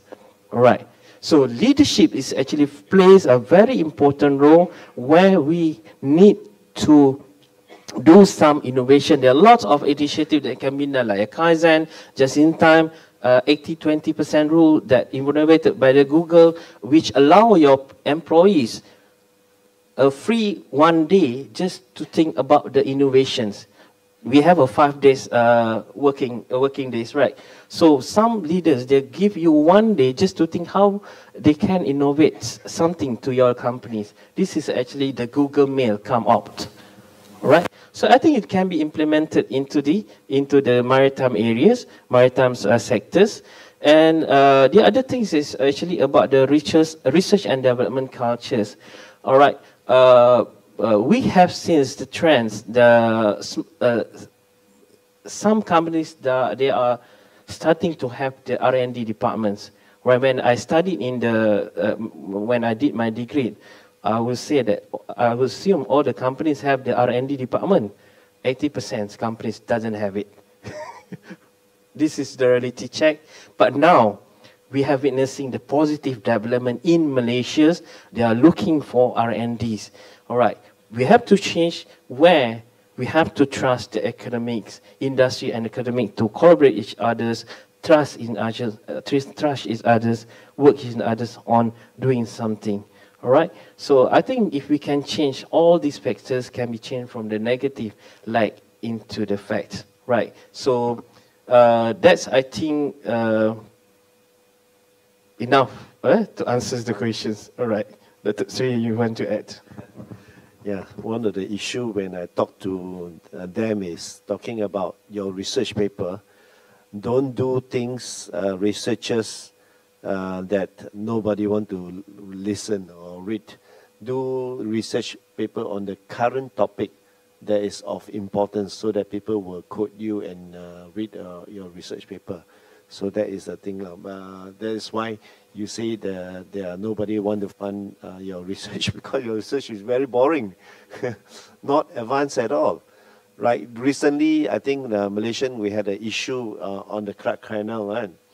Krak Canal, where the Thailand announced they're going to do a land bridge, not Krak Canal, land bridge between two ports, connecting with using a railway.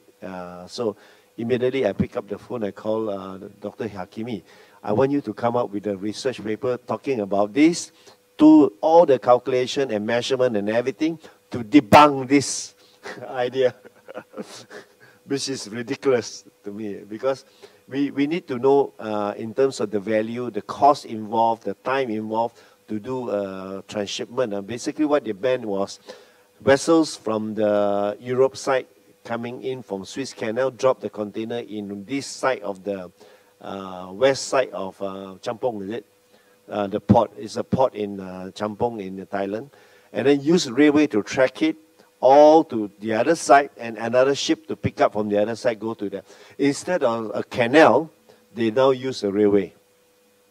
Okay, so I say, you know how many drop-off is going to happen? Ship drop to the port, port load to the railway track go to the other side, drop into the port, port load back into the ship.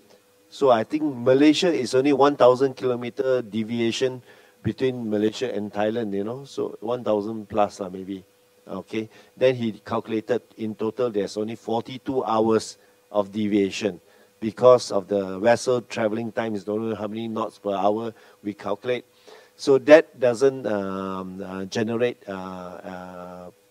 positive, what do you call that? Idea, benefit, positive benefit for them to do it. So we quickly, did you publish it as well? Oh, because that is a very lucrative topic. We send it to Q1. Q1, I think it takes around 1 to 2 years to be published. Okay. We don't pay for the journals. So my team is always believe at we don't pay for the articles publication. So we go for the Q1, but it takes time.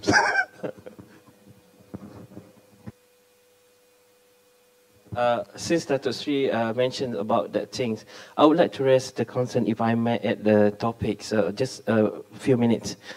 We face a very serious competition threat from north and south.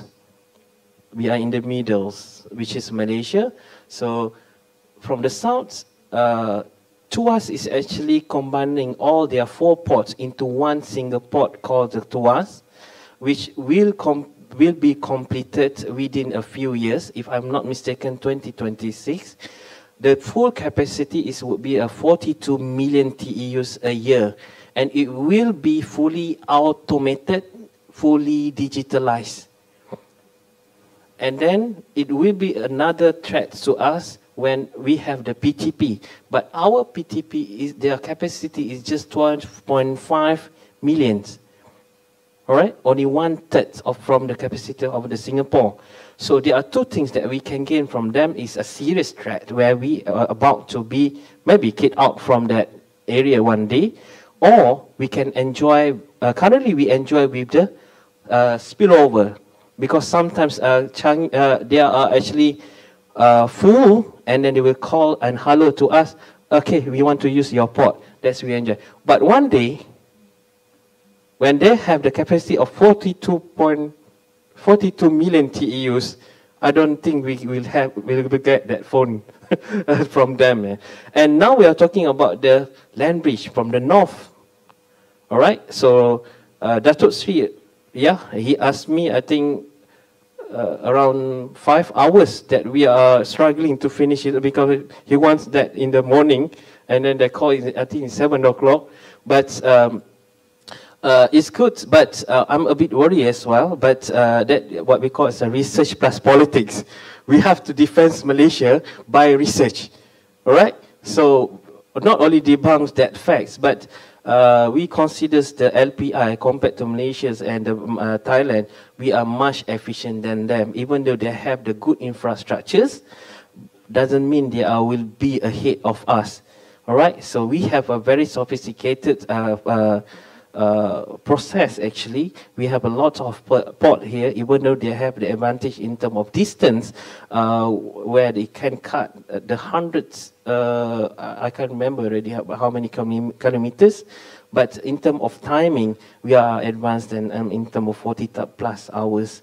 All right, so there, what we heard, the latest developments, some investors already agreed for 21.8 billion to bid on that land bridge, and it will take a couple years to be completed, and for Thailand to master the process in terms of trading and so on, and we need to catch up by that. So do whatever we can as a researchers, as an industry, as the government agencies to catch up. Otherwise, maybe our kids or our grandson will just seeing north and south countries actually overtaking us. All right, so that's the point. Thank you very much. Thank you, Dr. Nurul HAQIMIN, and also Dato' Sri Dr. Michael Teo just now for the input. Yes, we have to do something, or else we are not getting even the crowns, right? Okay, ladies and gentlemen, after a little bit of serious matter, we take a break a little bit, okay, because I would like to highlight, okay, because just now I was addressing about the subject of climate change. I know Dr. Sri Michael Teo has already mentioned, also Dr. Kamal also mentioned that PKT is the first company that has been chosen to become the first Malaysian signatory to the climate pledge. Okay, co-founded in 2019 by Amazon and Global Optimism. Can the ICT please show the clipping, the Star newspaper clipping of the news? We would like to share with the audience about the news that PKT is the first one in the nation. Yeah.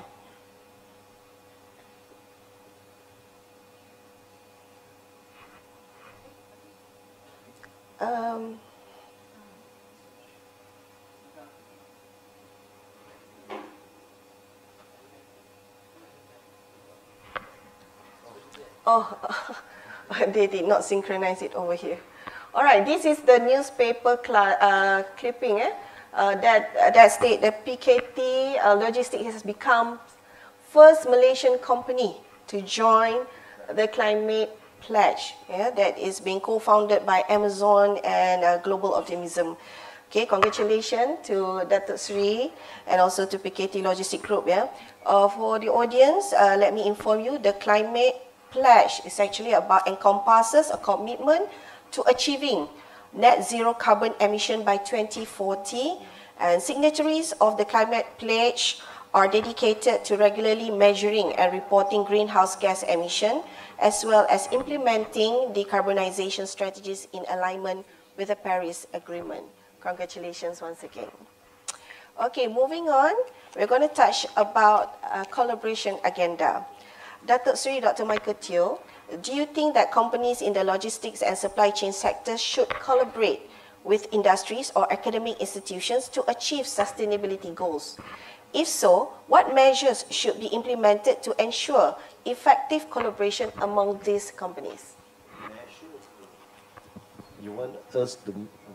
The collaboration between the industry and academic is important because we want our business to grow. We know that Malaysia is in the perfect position to compete with Singapore. We are facing 1,000 kilometers of Selat Melaka, the safest traffic, the most busiest traffic in the world. We have 1,000 kilometers, then there is only one stop only in between. So we have all the capability to take over. But then again, we need to be prepared with ourselves. We need to get all our human capital right. It all started from human capital, because if you do not prepare your human capital, because in logistics business, you are talking about human capital. Beside IT, in terms of warehousing and thing that is coming up. So we collaborate with institutions to prepare them for the long term. That's where we did it, because in out of the 2,000 employees that we have, I think 30% are actually graduate. The balance 70% from the Politeknik's diploma or certificate things. So that's where we collaborate with every one of them, and that actually assured us for continuity of human capital supply into our business, and therefore we can scale our business. So in Malaysia, we are now under Malaysia. We plan to achieve logistics contribution to our GDP to grow from 3.8%. We want to grow it to 6.5 to 9% now. And earlier on, we targeted 6.5 contribution of logistics to our national GDP, but the government has now revised it to 9% to be a bit more gung-ho about it. So that is a huge number going on. True. So when we talk about logistician contribution to national GDP, it's about 100 over 1,000 now. It started off about a few years ago, about 80 over 1,000 logistics contribution to our GDP. Logistician contribute, one person contribute how much revenue for logistics. So now the value have increased already because there is a transition, people moving from Singapore to Malaysia. So in Singapore, the logistics is higher in value, in the value chain side. So it's moving to Malaysia. We know that equivalent to a few hundred thousands of future employee is needed in the industry. So if you, as an industry, you want to get the support from the institution to be your pipeline for your human capital, you need to give them support also. You cannot only ask from the institutions and say that, hey, I don't have enough labor here. I complain to the government, oh, I got a lot of business, but I don't have human capital. How would the government know?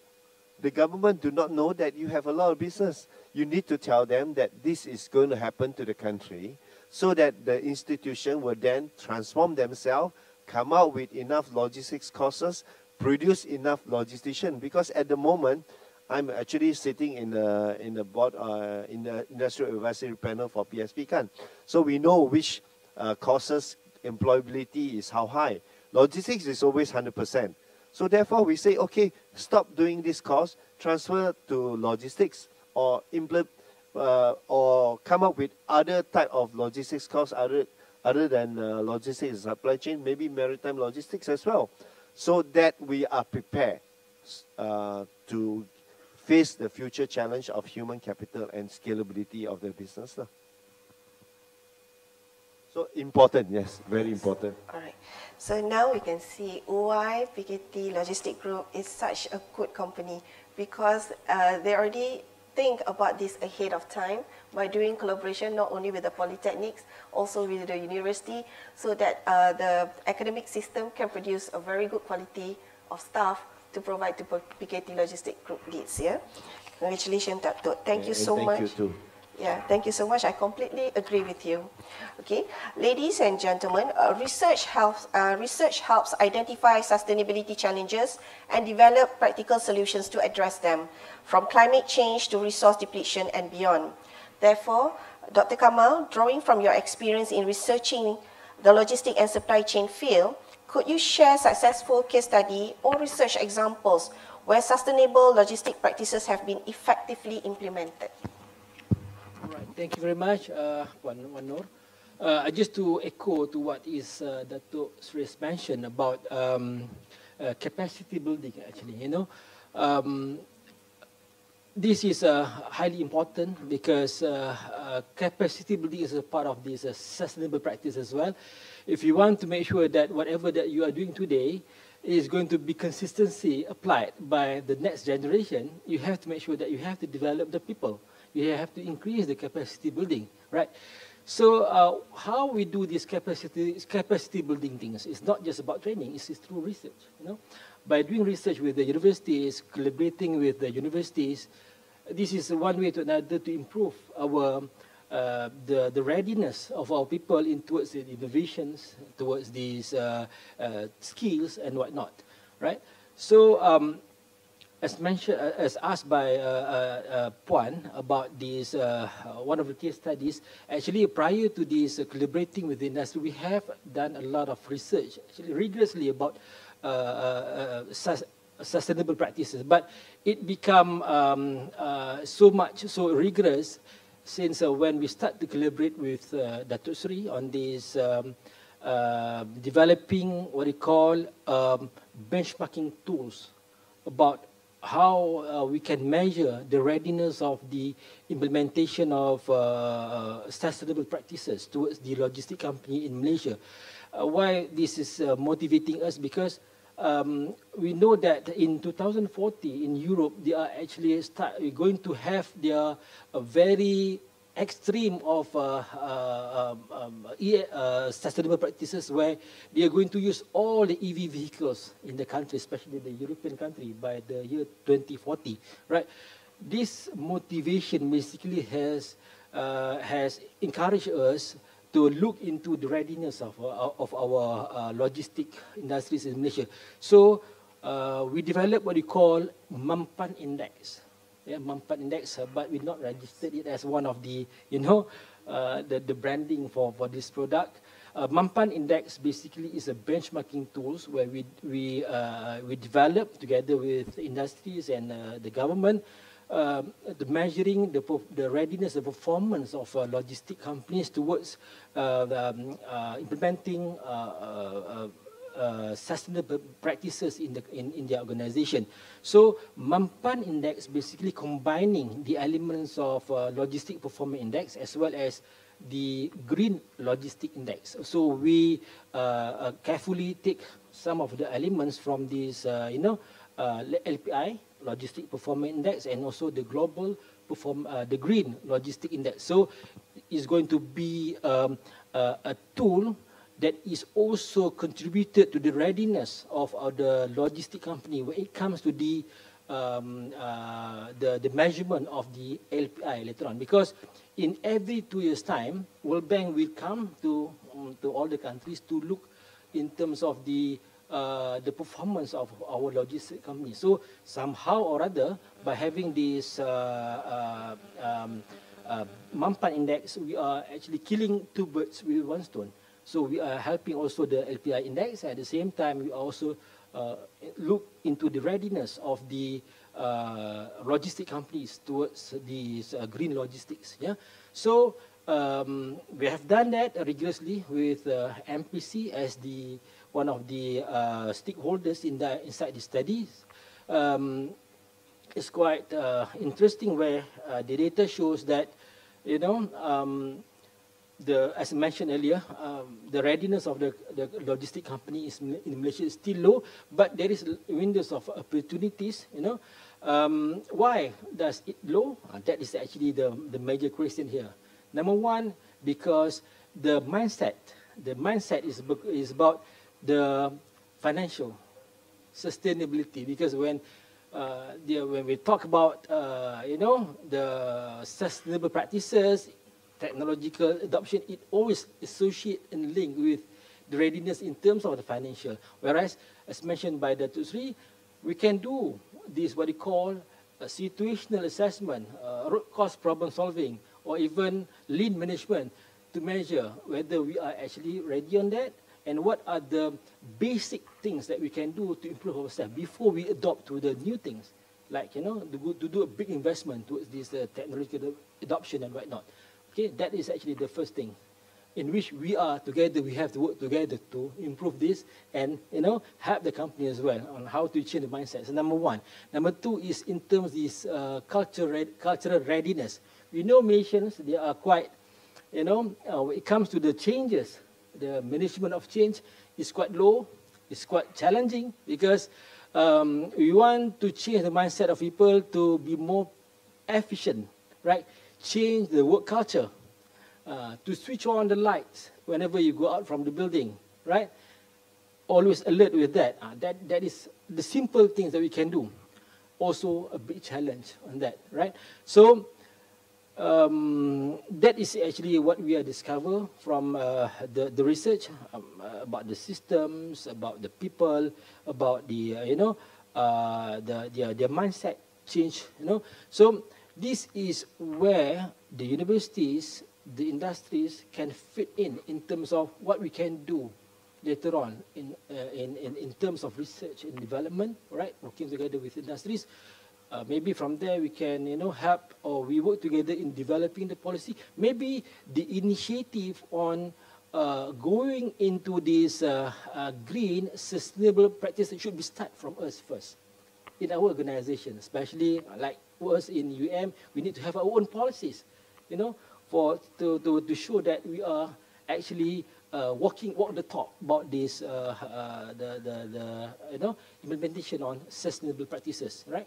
Maybe one you know, when we have here talking about, we have a lot of, you know, faculty members, you know, participants in this building talking about innovation and sustainable practices. Maybe it's a stepping stone, you know, for all of us to have our own policies about sustainable practices. These are the basic things that we can do first before we go into the further or higher investments towards technological adoptions.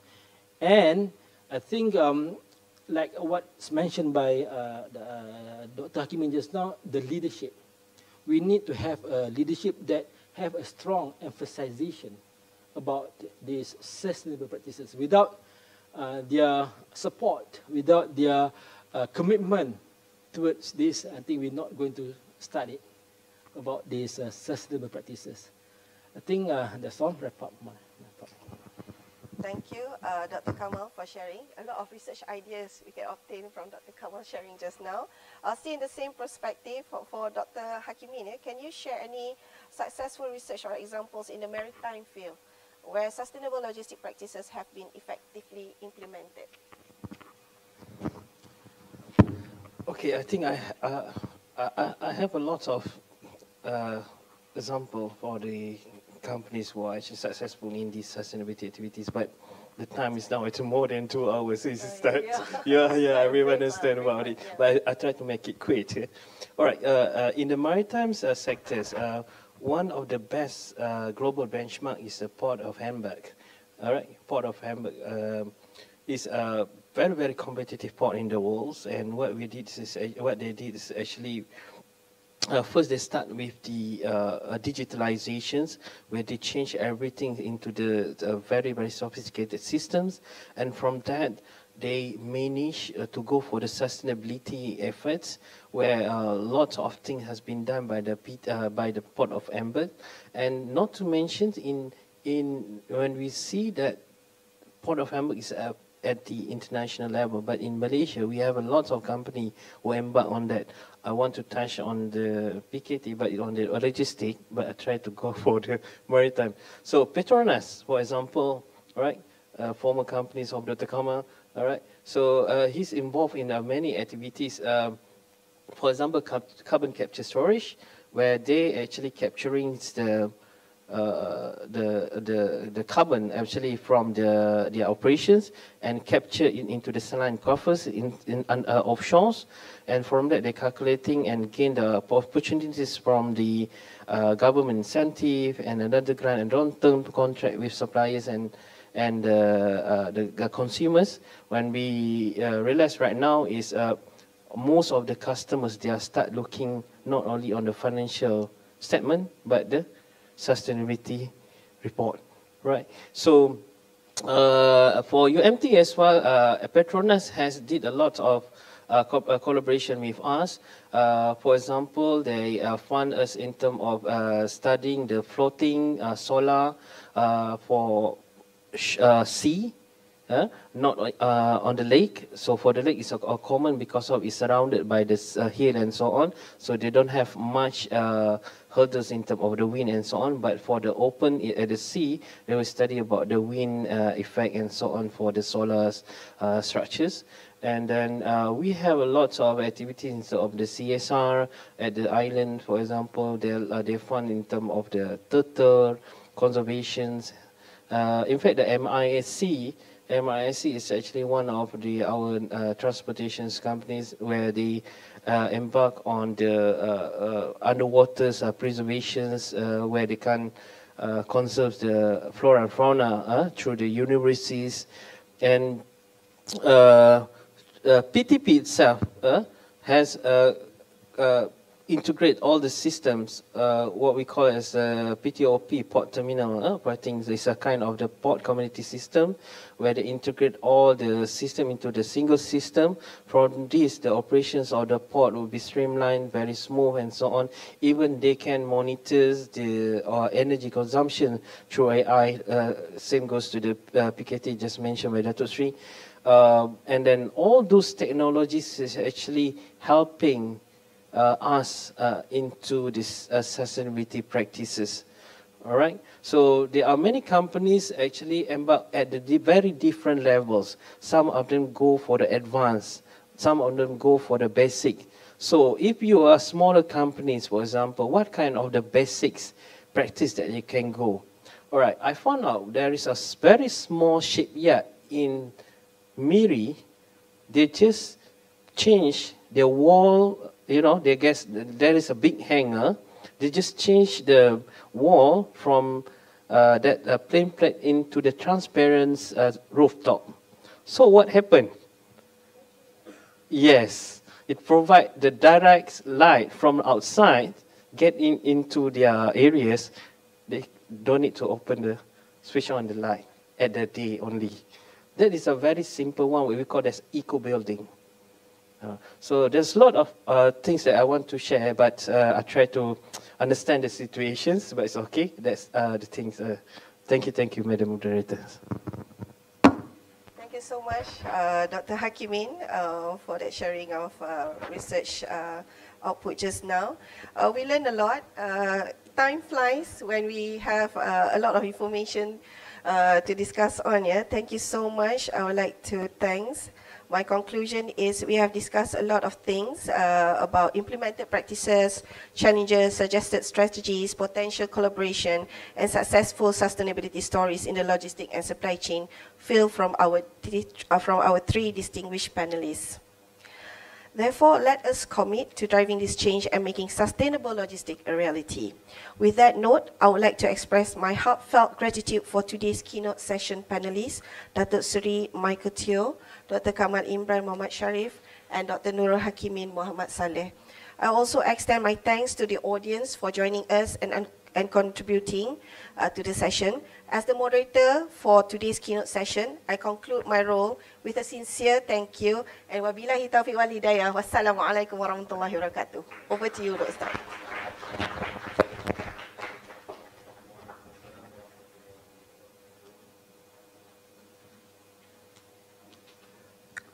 Waalaikumsalam warahmatullahi wabarakatuh. Terima kasih diucapkan kepada panel jemputan atas perkongsian ilmu, pengalaman dan juga kemahiran yang sangat bermanfaat, serta tidak lupa juga kepada Puan Moderator atas pengendalian sesi ucap pertama yang sangat baik sebentar tadi.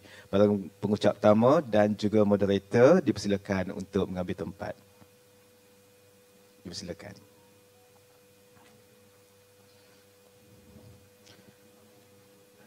Tuan-tuan dan puan-puan, sebagai tanda penghargaan, majlis kini diteruskan dengan penyampaian cenderahati kepada panel ucap pertama kita pada hari ini.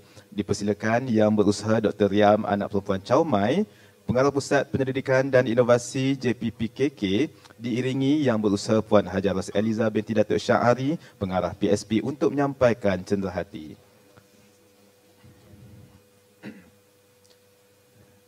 Dipersilakan Yang Berbahagia Datuk Seri Dr. Michael Teo, Ketua Pegawai Eksekutif dan Pengarah Urusan PKT Logistic Groups, Sendirian Berhad.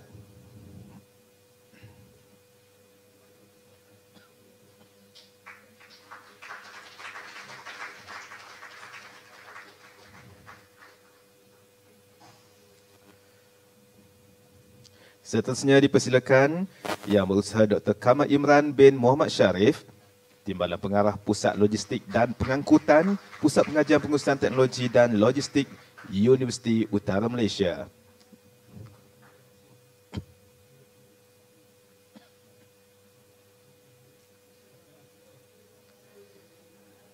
Dan dipersilakan Yang Berusaha Profesor Madya Teknologis Dr. NURUL HAQIMIN bin Muhammad Saleh, Timbalan Pengarah Jaringan Industri, Pejabat Pusat Pemindahan Ilmu, Jaringan Industri dan Masyarakat PPI JIM, Universiti Malaysia Utara.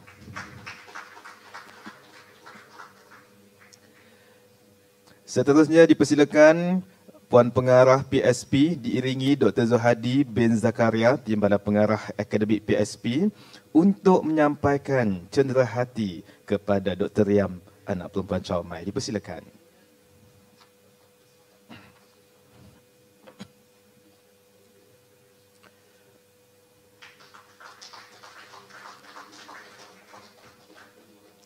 Majlis mengucapkan ribuan terima kasih kepada Dr. Riam atas kesudian menyampaikan cenderahati sebentar tadi. Oh ya.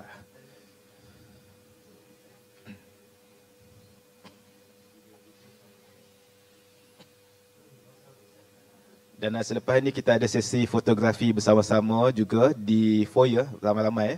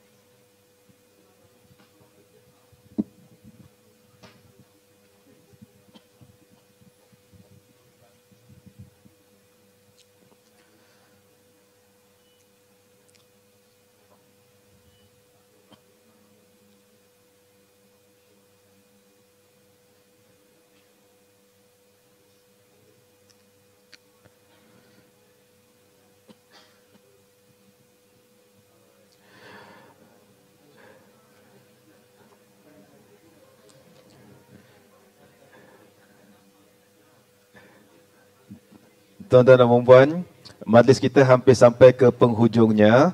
Sukacita dimaklumkan, sesi pembentangan selari akan diadakan di bilik-bilik pembentangan yang telah ditetapkan. Pembentangan akan dijalankan secara bersemuka dan juga secara maya. Mohon kepada hadirin untuk mengikuti ketetapan yang telah disediakan oleh pihak urus setia dan selamat berjaya kepada semua pembentang. Dan untuk makluman yang kedua, sebelum kita bersurai, majlis dengan sukacita menjemput semua hadirin untuk bersama-sama dalam sesi fotografi.